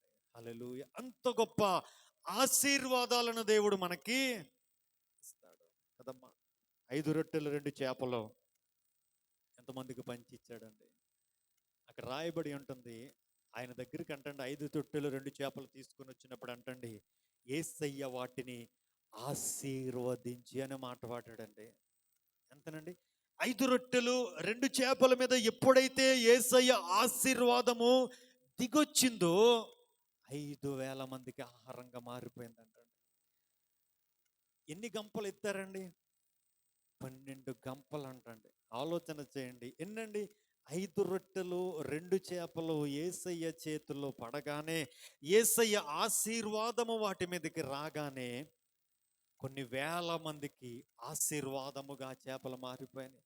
కొన్ని వేల మందికి ఆశీర్వాదముగా రొట్టెలు మారిపోయినాయి. ఇది నాన్న ఒకసారి ఆలోచన చేయండి. యేసయ్య చేతిలోనికి మన జీవితం వెళ్ళగలిగితే, యేసయ్య చేతుల్లో మన చెయ్య గనక వెయ్యగలిగితే, ఒకసారి వేసి చూడండి యేసయ్య ఎలా మారుస్తాడు. యేసయ్య నా చేతిని పట్టుకోయా అని యేసయ్యకు మన చేతిని అప్పగిస్తే, ఇంకసలు ఆయన ఎంత ఎత్తుకు మనల్ని తీసుకుని వెళ్తాడంటే, ఎక్కలేని ఎత్తైన కొండ మీదకి నేను నిన్ను తీసుకుని వెళ్తాను, దేశము యొక్క ఉన్నతమైన స్థానముల మీద నేను నిన్ను అన్నాడు కదా. పెంట కుప్పల మీద నుండి అంటండి, అంటే దేవుని ఆశీర్వాదం నేను బైబిల్ గ్రంథంలో మనం చదవగలిగితేనండి, ఎక్కడి నుండి లేవనెత్తుతాడండి? పెంట కుప్పల మీద నుంచి లేవనెత్తి ఎక్కడికి తీసుకెళ్తాడండి? అంత గొప్ప స్థాయికి దేవుడు మనల్ని తీసుకెళ్తాడు. కానీ మనం చేయవలసింది ఒకటే అండి, మన చేతిని యేసయ్యకు అందించటం, మన హృదయాల్లో యేసయ్యను చేర్చుకోవటం. ఒక చిన్న ప్రార్థన చేసుకుందాం, ఒక్క చిన్న ప్రార్థన. ఇంతవరకు దేవుడు మనందరితో కూడా మాట్లాడడమా, వాగ్దానానికి వారసులుగా దేవుడు మనల్ని మార్చాడు. ఇది నాన్న, ఆ వాగ్దానాలను మనము స్వతంత్రించుకోవాలి అంటే, ఆ వాగ్దాన ఫలాన్ని మన జీవితంలో మనము అనుభవించాలి అంటే, ఇది నాన్న దేవుడు కోరుకుంటుంది ఒకటే అమ్మా, ఆయన చేతిలో మనం చెయ్యి వేయాలని, మన జీవితాల్లోనికి ఆయనను ఆహ్వానించాలని, మన పరిస్థితులలోనికి యేసయ్యను మనం ఆహ్వానించాలని, మన హృదయములోనికి మనము యేసయ్యను ఆహ్వానించాలి. ఒకసారి యేసయ్యను మన హృదయాల్లో చేర్చుకుంటే ఆయన మనల్ని ఆశీర్వదిస్తాడు అని మాట్లాడాడు. యెహోవా ఆశీర్వాదము నీతిమంతుల తల మీదకి వస్తుందని, యెహోవా ఆశీర్వాదము ఐశ్వర్యం ఇస్తుందని, యెహోవా ఆశీర్వాదము కుటుంబాన్ని ఆశీర్వదిస్తుందని, యెహోవా ఆశీర్వాదము శారీరకంగా స్వస్థతనిస్తుందని, యెహోవా ఆశీర్వాదము అన్ని విషయాలలో మనల్ని దీవిస్తుందని దేవుడు మనతో మాట్లాడాడు. ఇది నాన్న, ఆశీర్వాదమునకు కర్తలుగా, ఆశీర్వాదానికి వారసులుగా మనము మార్చబడాలి అంటే, ఆశీర్వదించే యేసయ్యను మన హృదయాల్లో చేర్చుకుంటే చాలు. ఆశీర్వదించే యేసయ్యకు మన జీవితాలలో స్థానం ఇస్తే చాలు. ఆశీర్వదించే యేసయ్యను మన బ్రతుకుల ద్వారా మనము చూపించగలిగితే చాలు. అన్ని విషయాలలో మనం దీవించబడతామని దేవుడు మనతో మాట్లాడాడు. ఒకవేళ ఇక్కడున్న వారు ఎవరైనా ఇంకా హృదయపూర్వకంగా యేసయ్యను మీరు మీ హృదయాల్లోనికి ఆహ్వానించలేదేమో, ఇది నువ్వు కలిగి ఉన్న క్షేమ స్థితిని బట్టి నాకేం కాదులే, నన్ను ఎవడు ఏం చేయలేడు, ఇంకా నాకేం కాదు, ఇది నా ఆస్తి నన్ను కాపాడుతుంది, నా ఆరోగ్యం నన్ను కాపాడుతుంది, నేను వేసుకుంటున్న టాబ్లెట్స్ నన్ను కాపాడుతాయి అని ఒక భ్రమలో గనక జీవిస్తూ ఉన్నట్లయితే నువ్వెప్పుడు ఈ లోకాన్ని విడిచిపెడతావో నీకు తెలియదు, నీ పోకడెప్పుడో నీకు తెలియదు. వెర్రివాడా, ఈ దినమే నీ ప్రాణమును నేను అడుగుతూ ఉన్నానని దేవుడు ఈ దినమే నేను పిలిచినట్లయితే నీ పరిస్థితి ఏంటి, నీ గతి ఏంటి, ఎక్కడికి వెళతావు నువ్వు అన్న ఆలోచన ఒక్కసారి మన హృదయాలు ఆలోచించవలసిన సమయం అమ్మ ఇది. ఏ ఒక్కరూ కూడా అనాలోచితంగా ఉండొద్దు, ఏ ఒక్కరు కూడా పక్కవారి వైపు చూడొద్దు, ఏ ఒక్కరు కూడా కళ్ళు తెరిచి వారిని వీరిని చూడకుండా నీ హృదయం ఎలా ఉంది, నీ ఆధ్యాత్మిక స్థితి ఎలా ఉంది, నేనేదో దేవుని కొరకు చేస్తూ ఉన్నానే భ్రమలో నువ్వు జీవిస్తూ యేసయ్య నీ హృదయాన్ని నీవు ఇంకను ఆహ్వానించలేదేమో. నీ కొరకు భయంకరమైన నరక కోపం ఎదురు చూస్తూ ఉంది, వేదనకరమైన స్థలములో నీకు నువ్వు వెళ్ళబోతున్నావని దేవుని వాక్యం తెలియజేస్తుంది. ఒకవేళ ఇది నా దేవుని మాటకు నువ్వు విధేయత చూపి యేసుని గనక నీ హృదయంలో చేర్చుకోగలిగితే, యేసుని నీ సొంత రక్షకునిగా చేసుకోగలిగితే ఈ లోకములో దేవుడు నిన్ను ఆశీర్వదిస్తాడు. అంత మాత్రమే కాదు, ఆ నిత్య రాజ్యానికి వారసుడిగా నిన్ను మారుస్తాడు. ఒకవేళ యేసును అంగీకరించిన తర్వాత ఈ లోకానుసారం జీవిస్తూ చేసుకున్న ప్రతిష్ట, చేసుకున్న సమర్పణ తప్పిపోయావేమో, ఈ లోకం వైపు తిరిగి లోకాశలు గుండా ఈడవబడుతూ భయంకరమైన నాశన కోపములోనికి వెళ్ళిపోతూ భ్రష్టత్వం కలిగిన మనస్సు నువ్వు కలిగి ఉన్నావేమో. దేవుడు దినాన్న తన వాక్యం ద్వారా హెచ్చరిస్తూ ఉన్నాడు. ఏమో ఈ దినాన్నే దేవుడిని తిరిగి రమ్మంటే, నరులారా తిరిగి రమ్మని ఆయన పిలుస్తూ ఉన్నాడు. ఒకవేళ ఈ దినమే నీ పోకడైతే ఏంటి నా పరిస్థితి? ఎక్కడికి వెళ్తాం? ఇంత భక్తి చేసి నరక కోపములోనికి వెళ్ళిపోతే ఏమిటమ్మా ప్రయోజనం, ఏమిటయ్యా ప్రయోజనం? ఇది నేను ఒకసారి ఆధ్యాత్మిక స్థితిని సరి చేసుకోవడానికి మనం ఇష్టపడదాం. ఆధ్యాత్మిక ప్రయాణములో దేవుని వాక్యం అనే అద్దములో మనల్ని మనం చూచుకుంటూ ఏ విషయము దేవుని వాక్యమో మన మీద ఆనందారోపణ చేస్తుందో ఆ విషయంలో దేవుని వాక్యముతో సరి చేసుకుందామమ్మా. నా మాటలు మీకు కొంచెం బాధగా అనిపించవచ్చు, కానీ ఈ మాటలో ఆ వేదనకరమైన స్థలమునకు వెళ్లకుండా, నీవు తప్పిపోకుండా దేవుని మార్గములో నడవటానికే దేవుని ప్రేరేపణ బట్టి దేవుని సేవకుడిగా నేను చెప్తూ ఉన్నాను. ఇదే రక్షణ దినం, ఇదే అనుకూల సమయము. ఒకవేళ దేవుని పిలుపును కనుక నిర్లక్ష్యం చేస్తే ఏమో రేపు నీది కాదేమో అమ్మా, రేపు నీది కాదేమో అయ్యా. ఒకసారి దేవుని పిలుపుని నిర్లక్ష్యం చేయకుండా యేసయ్యా నా హృదయములోనికి రండయ్యా, యేసయ్యా నా హృదయములో దేనికో స్థానం ఇస్తూ ఉన్నాను, ఈ లోక సంబంధమైన వాటికి నా హృదయములో స్థానం ఇస్తూ ఉన్నాను, కానీ అయ్యా నన్ను రక్షించగలిగిన నిన్ను నా హృదయములోనికి నేను ఆహ్వానించలేకపోతూ ఉన్నానేమో. నా బ్రతుకును ఆశీర్వదించగలిగిన నిన్ను నా హృదయములోనికి నేను ఆహ్వానించలేకపోతూ ఉన్నానేమో. అన్ని విషయాలలో నా పరిస్థితిని మార్చగలిగిన నిన్ను నా హృదయాల్లో నేను ఆహ్వానించలేదేమో. కానీ ఇది నాన్నయ్యా నా హృదయములోనికి నేను ఆహ్వానిస్తూ ఉన్నానయ్యా. అయ్యా నా జీవితంలోనికి రండేసయ్యా, నా పరిస్థితుల్లోనికి రండేసయ్యా, నా అనారోగ్యములోనికి రండేసయ్యా, నా ఆర్థికపరమైన సమస్యల్లోనికి రండేసయ్యా, నా అసమాధానమైన పరిస్థితుల్లోనికి నేను ఆహ్వానిస్తూ ఉన్నానయ్యా. నువ్వు నా పరిస్థితిని మార్చగలిగిన దేవుడు అయ్యా. అనొక్క చిన్న ప్రార్థన చేసుకుందాం. పరిశుద్ధుడా నీకు వందనాలు. ఇది నాన్న ఈ వాక్య భాగము ద్వారా మా అందరితో కూడా మీరు మాట్లాడినందుకు స్తోత్రాలు. అదే నాన్న అబ్రహామును ఆశీర్వదిస్తానని వాగ్దానం ఇచ్చి అన్ని విషయాలలో అబ్రహామును ఆశీర్వదించిన దేవుడువు. ఇదే నాన్న అయ్యా క్రీస్తులో మమ్మల్ని ఆల్రెడీ ఆశీర్వదించానని మాట్లాడవు దేవా. ఆధ్యాత్మికంగా, భౌతికంగా, కుటుంబపరంగా, శారీరపరంగా అన్ని విషయాలలో మేము దీవించబడటమే నీ ఉద్దేశము చిత్తమై ఉన్నదని మాతో మాట్లాడు. క్రీస్తులోనికి మేము వచ్చినట్లయితే, క్రీస్తును మా హృదయాలలోనికి మేము చేర్చుకొనగలిగినట్లయితే, యేసయ్యకు మా చెయ్యిని మేము అందించగలిగితే మా జీవితాలు ఆశీర్వదింపబడతాయని మీరు మాతో మాట్లాడారు. అవును తండ్రి. ఒకవేళ ఇంకా ఎవరైనా వారి హృదయాలను నేను ఆహ్వానించలేకపోతే ఈ దినము తండ్రి అయ్యా నీ హృదయాల్లోనికి ఆహ్వానించే విధంగా వారితో మీరు మాట్లాడి బలపరచమని, నీ హృదయంలోకి ఆహ్వానించిన బిడ్డలకు వాళ్ళు మరల తప్పిపోతే మరొకసారి వారి మార్గాలను సరిచేసుకుని నీ వైపు నడుచుటకు కృపనిమ్మని మమ్మల్ని అందరినీ కూడా నీ కృపావాక్యానికి సమర్పిస్తూ యేసయ్య నామాన ఈ మనవడికి వేడుకొని పొందుకొని ఉన్నాము తండ్రి. ఆమె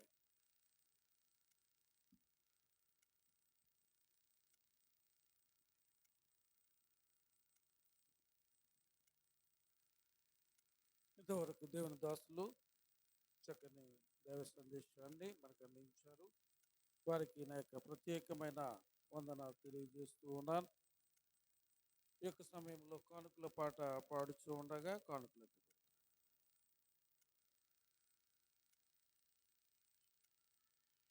ఎంతో దేవుడు ప్రేమించున్ సంతోషముతో నీచెడి వారిని ఎంతో దేవుడు ప్రేమించున్ వింతగా వలచిన దాంతయు నొసగును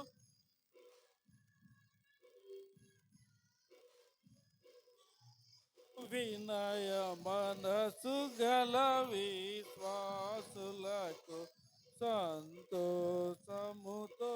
నీచెడి వారిని ఎంతో దేవుడు ప్రేమించున్ యథాశక్తితో నదిక ప్రేమతో నాందకార జనులందరకు అత్యాసక్తితో నదిక ప్రేమతో నందకార జనులందరకు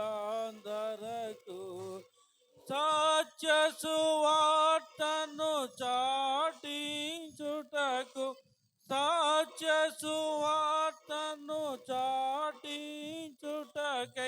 సతతము నెరిగెడి సాచతులకు సంతోషముతో నీచెడి వారిని ఎంతో దేవుడు ప్రేమించున్ అఖ్యమును వేరు వేరు గ్రామాందుల నుండెడి వారలను వేదవాక్యమును వేరు వేరు గ్రామాందుల నుండెడి వారలను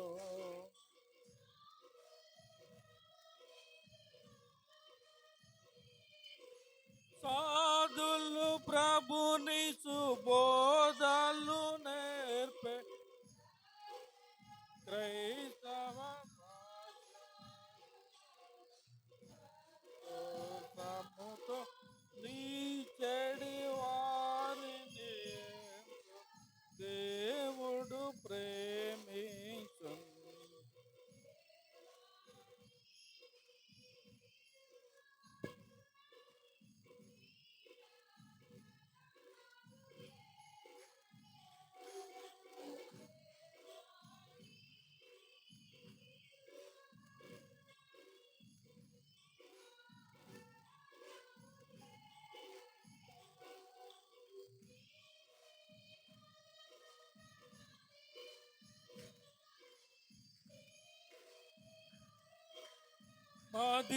మదినుంచుకొని ఈవలెను మన ఈవులనికను సంతోషముతో నీచెడి వారిని ఎంతో దేవుడు ప్రేమించున్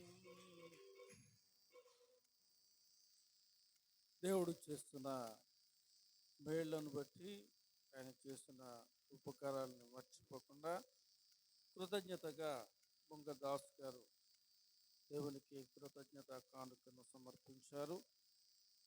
వారికి దేవుడు మంచి ఆరోగ్యాన్ని ఇచ్చేలాగున అలాగే వారి యొక్క సంపూర్ణ కుటుంబం గురించి మీరందరూ ప్రార్థించవలసిందిగా మనవి చేస్తూ ఉన్నాను.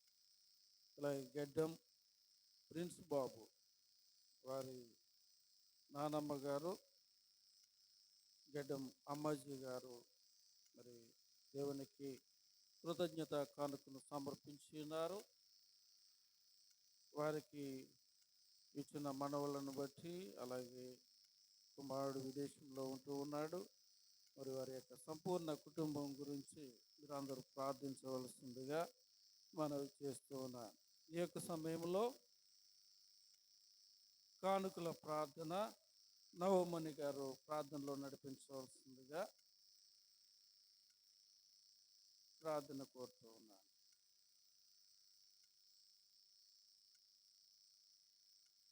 మొక నవమణి గారు.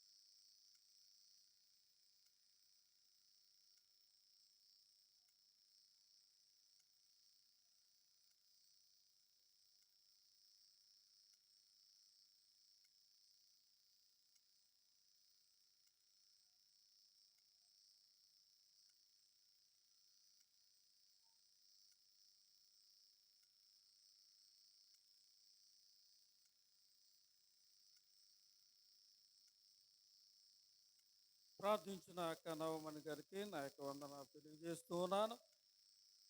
ఈ యొక్క సమయంలో సంఘ ప్రకటనలు సంఘ కార్యదర్శి స్వామి గారు వచ్చి ప్రకటనలు చేయవలసిందిగా మనవి చేస్తూ ఉన్నారు.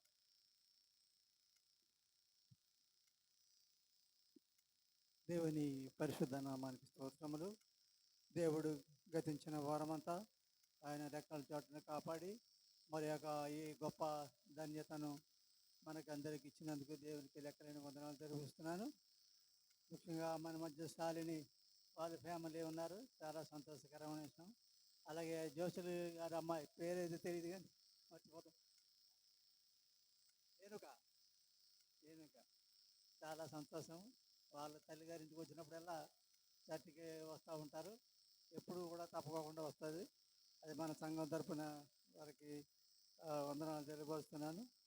ఇకపోతే బొంగా సురేష్ గారికి ఏదో చిన్న మైనర్ ఆపరేషన్ అయిందంట. ఆ బిడ్డ విషయమై మీరందరూ మీ ప్రార్థనలో జ్ఞాపకం చేసుకుంటారని మనం చేస్తున్నాను. అలాగే జార్జి గారు అమ్మాయి దీప్తి, వాళ్ళు ఇల్లు కట్టుకున్నారట. అది రేపు వాళ్ళ గృహప్రవేశము, దాని విషయమై ప్రార్థన కోరారు. కాబట్టి సంఘస్థులందరూ రేపు జరగనున్న కార్యక్రమాన్ని బట్టి మీరందరూ మీ ప్రార్థనలో జ్ఞాపకం చేసుకోవాల్సిందిగా మనం చేస్తున్నాను. అలాగే అనిల్ ముంగా మోహన్ రావు గారు అబ్బాయి దేశం రావాలనే ప్రయత్నం ఉన్నాడు. ఆ బిడ్డను బట్టి ఆ బిడ్డ యొక్క ప్రయాణాన్ని బట్టి కూడా మీరందరూ మీ ప్రార్థనలో జ్ఞాపకం చేసుకోవాల్సిందిగా మనం చేస్తున్నాను. అలాగే నవరత్న గారు బుధవారం రోజున ప్రయాణము దుబాయ్ మళ్ళా వెళ్ళబోతున్నారు. వారి ప్రయాణం బట్టి కూడా మీరందరూ ప్రార్థనలో జ్ఞాపకం చేసుకోండి. చక్కగా పెళ్లి కార్యక్రమం అంతా జరుపుకుని వాళ్ళు మళ్ళా తిరిగి వెళ్ళడానికి సిద్ధపడుతున్నారు. కొత్త పెళ్లి కూతురు మొన్న ప్రార్థన మీటింగ్లోనే చూశాను. ఆవిడ కోడల్లా కనిపించలేదు నాకు ఆ రోజుని. ఏదో ఆడపడుచులు తిరుగుతున్నట్టు అందరికీ మేము భోంచేస్తుంటే వచ్చి పెదనైనా ఏం కావాలి అని నన్ను అందరినీ అడుగుతుంది, ఏమేమి కావాలని. చక్కగా చాలాకేగా ఆవిడ కొత్త మనిషిలా కాకుండా పాత మనిషిలాగా తీరటం అది చాలా సంతోషకరమైన విషయం.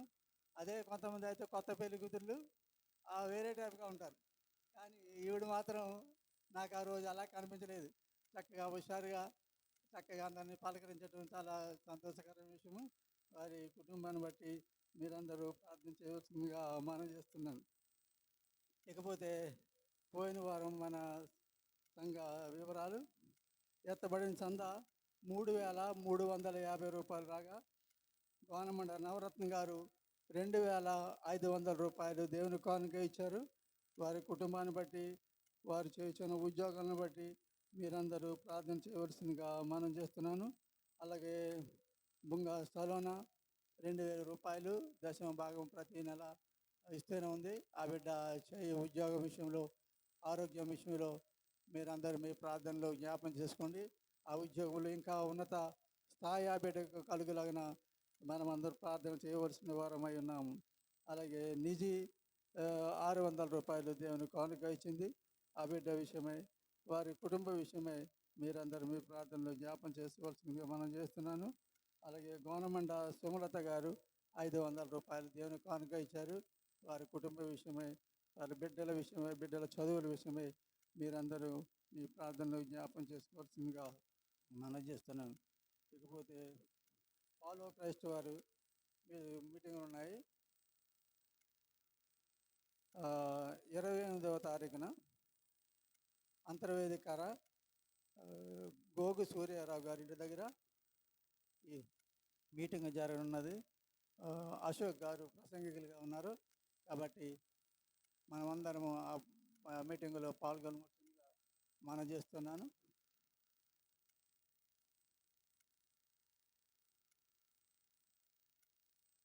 రక్షణ సువార్త సభలు మంగళవారం, బుధవారం 2 రోజులు, అదే 13, 14 తారీఖుల్లో. స్థలం ఎక్కడ? యేసుదాసుపాలెం, ఏబీ నగర్, అంబేద్కర్ నగర్ అయి ఉంటుంది. యేసుదాసుపాలెంలో జరగనున్నవి. కాబట్టి ఈ సభలకు కూడా మనల్ని ఆహ్వానిస్తున్నారు. కాబట్టి మీరందరూ వెళ్ళవలసిందిగా మనం చేస్తూ నేను ఈ మాటలు ముగిస్తున్నాను.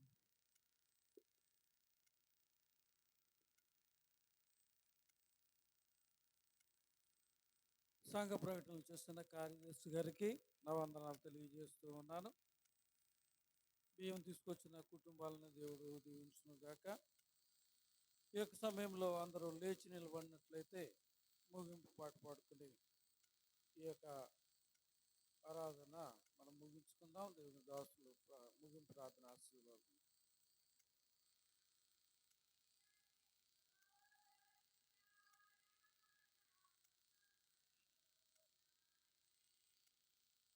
దాత్రిని మన పరమాత్ముని వాక్కులు స్తోత్రములో కలిపి మరల ఇచ్చట కూడుదుమో లేదో మనమందరమిలలో త్వరలో మన పరలోకపు తండ్రియు తోడనుందుమేమో. ఇచ్చటి ప్రేమలకిదియే కడవ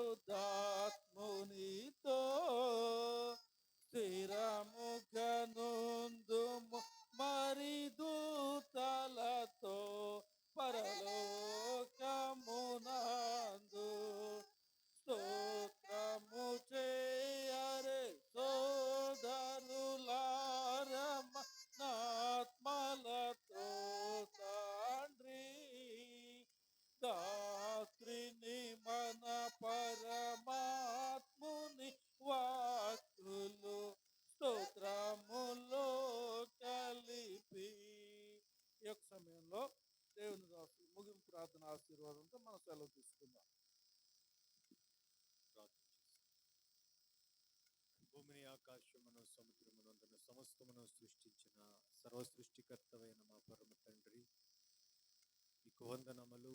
మీ కుమారుడైన యేసు క్రీస్తు ద్వారా మరొకసారి రక్షణ పాత్రను చేతపుచ్చుకొని మీ పాద సన్నిధికి వచ్చి ప్రార్థించటానికి మీరు చూపుతున్న కృపను బట్టి మీ నామాన్ని మేము గణపరుస్తూ ఉన్నాము. దేవా, మమ్మల్ని ప్రేమించి మీరు ఇచ్చిన ఈ పునరుత్థాన దినము రీతిగా నీ పాద సన్నిధిలో మేము గడపటానికి, మిమ్మల్ని స్తుతించి మిమ్మల్ని ఆరాధించి మీ వాక్యమును ధ్యానం చేయటానికి మీరు మా జీవితాల్లో చేస్తున్న మేలులను, ఆశ్చర్యమైన కార్యాలను తలపోసుకుంటూ కృతజ్ఞత అర్పణలు, సంఘ కానుకలను సమర్పించటానికి మీరు అనుగ్రహించిన కృపంతటిని బట్టి కూడా నీకు వందనాలు చెల్లిస్తూ ఉన్నాం. ఇది నాన్న మందిర ఆవరణలో వచ్చిన ప్రతి బిడ్డను కూడా పేరు పేరును మీరు జ్ఞాపకం చేసుకొనండి, దీవించండి, ఆశీర్వదించండి, ఆయురారోగ్యములను వారికి దయచేయండి. వారు చేస్తున్న ఉద్యోగాల్లో, వ్యాపారాల్లో, జీవనోపాధి పనుల్లో అత్యధికమైన అభివృద్ధిలోనికి మీరు నడిపించమని ప్రార్థన చేస్తున్నాను. ఇంకా అనేక మంది సంఘ బిడ్డలు ఏదైనా రాలేకపోయారయ్యా, అయ్యా వారితో మీరు మాట్లాడండి. విచిత్తమైతే మరొక ఆదివారం మేము రీతిగా సంఘముగా సమకూర్చబడినప్పుడు తండ్రి, ఇంకా అనేకమైన సంఘ బిడ్డలందరూ కూడా రాగలుగునట్లుగా కృపనిచ్చి తోడుకొని రండి. అయ్యా మీకు వందనాలు, స్తోత్రాలు. ప్రత్యేకంగా అయ్యా అతని బుధవారం దినము తండ్రి దూరదేశం తిరిగి ప్రయాణమే వెళ్ళిన గవర్నమెంట్ నవరత్న గారిని బట్టి నీకు వందనాలు. ఆయన ప్రయాణం అంతట్లో కూడా తోడుండండి తండ్రి. చక్కని రీతిలో వారి కుమారుడి వివాహం జరగటానికి మీరు కృప చూపినందుకు స్తోత్రాలు. అలాగే తండ్రి విజయమోహన్ గారి యొక్క తమ్ముడు గారు కూడా ఇజ్రాయెల్ దేశం నుంచి రానయింటుండగా ఆయన ప్రయాణంలో కూడా క్షేమం వచ్చి క్షేమంగా ఈ ప్రాంతానికి రావటానికి సహాయమును దయచేయమని ప్రార్థించేస్తున్నాను. అలాగే తండ్రి అయ్యా చప్పల సునీత గారిని బట్టి వందనాలు. మీకు మట్టి జ్ఞాపకం చేసుకున్న జ్వరం అంతటి నుంచి కూడా తండ్రి ఆ బిడ్డను స్వస్థపరచండి, మంచి ఆరోగ్యమును మీరు దయచేయండి. అలాగే మాధవరావు గారిని బట్టి, రాజమణి గారిని బట్టి స్తోత్రాలు. పరిపూర్ణమైన ఆరోగ్యమును దయచేయండి. ఇంకా సంఘ బిడ్డలు ఎవరు బలహీనులుగా ఉన్నా మీ గాయపడిన హస్తము చేత ముట్టి స్వస్థపరచండి. ఆరోగ్యమును, బలమును, శక్తిని మీరు దయచేయండి. ఆర్థిక ఇబ్బందులుంటే ఇబ్బందుల్లో నుంచి వారిని లేవనెత్తండి దేవా. సంఘములను కుటుంబాలన్నిటిలో కూడా క్షేమము దయచేయండి, నెమ్మదిని దయచేయండి. ఏకాత్మ ఏక మనస్సులు కలిగి ఉండుటకు కృపనివ్వండి. మీకు వందనాలు. సంఘ పెద్దలైన వారందరిని బట్టి వందనాలు. స్త్రీల సమాజం వారిని బట్టి, యవనస్తులను బట్టి, సండే స్కూల్ బిడ్డలైన వారందరిని బట్టి నీకు స్తోత్రాలు తండ్రి. మా సంఘమును ఇంకను దీవించండి, ఆశీర్వదించండి, అభివృద్ధిలోనికి నడిపించండి తండ్రి. సంఘములో ఉన్న ప్రతి బిడ్డ కూడా రక్షణానుభవాన్ని పొందుకుంటూ తండ్రి మీరు అనుగ్రహించే దైవ సంబంధమైన ఆశీర్వాదములను పొందుకునేటట్లుగా కృపనిచ్చి మీరు మహిమను పొందమని ప్రార్థించేస్తూ ఉన్నాను. అయా సంఘం అవసరత నిమిత్తం నిర్మాణం జరుగుతూ ఉన్న ఆ బాత్రూమ్ను బట్టి అయా తండ్రి నీకు స్తోత్రాలు. ఆ పని అంతట్లో కూడా తోడుండండి. చక్కని రీతిలో నిర్మాణము జరుగుటకు కృపనిచ్చి మహిమ పొందండి. సంఘ బిడ్డలు అనేక మంది దూరదేశాల్లో ఉన్నారు. నీ కృప, నీ కాపుదల దయచేయండి. దూరదేశాలు వెళ్ళాలని ఆశపడుతున్న బిడ్డలకు అయ్యా మీరే ద్వారాలను తెరిచి మహిమ పొందండి. ఉద్యోగుల కొరకు ఎదురు చూస్తున్న బిడ్డలు ఉన్నారు. వారి ఉద్యోగ ప్రయత్నాలలో కృపనివ్వండి. వివాహాల కొరకు ఎదురు చూస్తున్న బిడ్డలకు చక్కని సంబంధాలు వచ్చి వివాహాలు జరుగుటకు కృపనివ్వండి. గర్భఫలం కోసం ఎదురు చూస్తున్న బిడ్డలకు గర్భఫలములను దయచేసి మహిమ పొందండి. నీకు స్తోత్రాలు. సేవకుడిగా ప్రేమించి తెచ్చిన బియ్యమును బట్టి నీకు స్తోత్రాలు దేవా. ఈ గుప్పెలు విప్పిన ప్రతి హస్తాన్ని కూడా మీరు సియోనులో నుంచి దీవించి ఆశీర్వదించండి. చక్కని రీతులు నడిపిస్తున్న విజయమోహన్ గారిని బట్టి నీకు స్తోత్రాలు. సహకరిస్తున్న సంఘ బిడ్డలందరిని బట్టి నేను నామాన్ని గణపరుస్తూ ఈ వారం అంతా కూడా మీ కృప, మీ కాపుదల దయచేయమని, మీ చిత్తమైతే మీరు అక్కడ ఆలస్యమైతే మరొకసారి సంఘముగా మేమందరం ఎటుగా సమకూర్చబడి మీరిచ్చిన జీవముతో జీవమైన మిమ్మల్ని గణపరిచే కృపనిమ్మని, మా శరీరాత్మ ప్రాణాల చుట్టూ మీ రక్తమును కంచెగా వేస్తూ యేసు నామమున ఈ మనవులన్నీ అడిగి వేడుకొని పొందుకొని ఉన్నాము పరమ తండ్రి. ఆమేన్. ఇప్పుడు మన పరమ తండ్రి అయిన దేవుని ప్రేమ, రక్షకుడైన యేసయ్య కృప, ఆదరణకర్త అయిన పరిశుద్ధాత్మ దేవుని అన్యోన్య సహవాసము ఇక్కడున్న మీకు, లోకములో ఉన్న సకల పరిశుద్ధులకు ఆయన రాకడ పర్యంతం తోడయుండి ఆయన రాకడకు సిద్ధపరుచునుగాక. ఆమేన్. ఆమేన్. అందరికీ వందనాలు.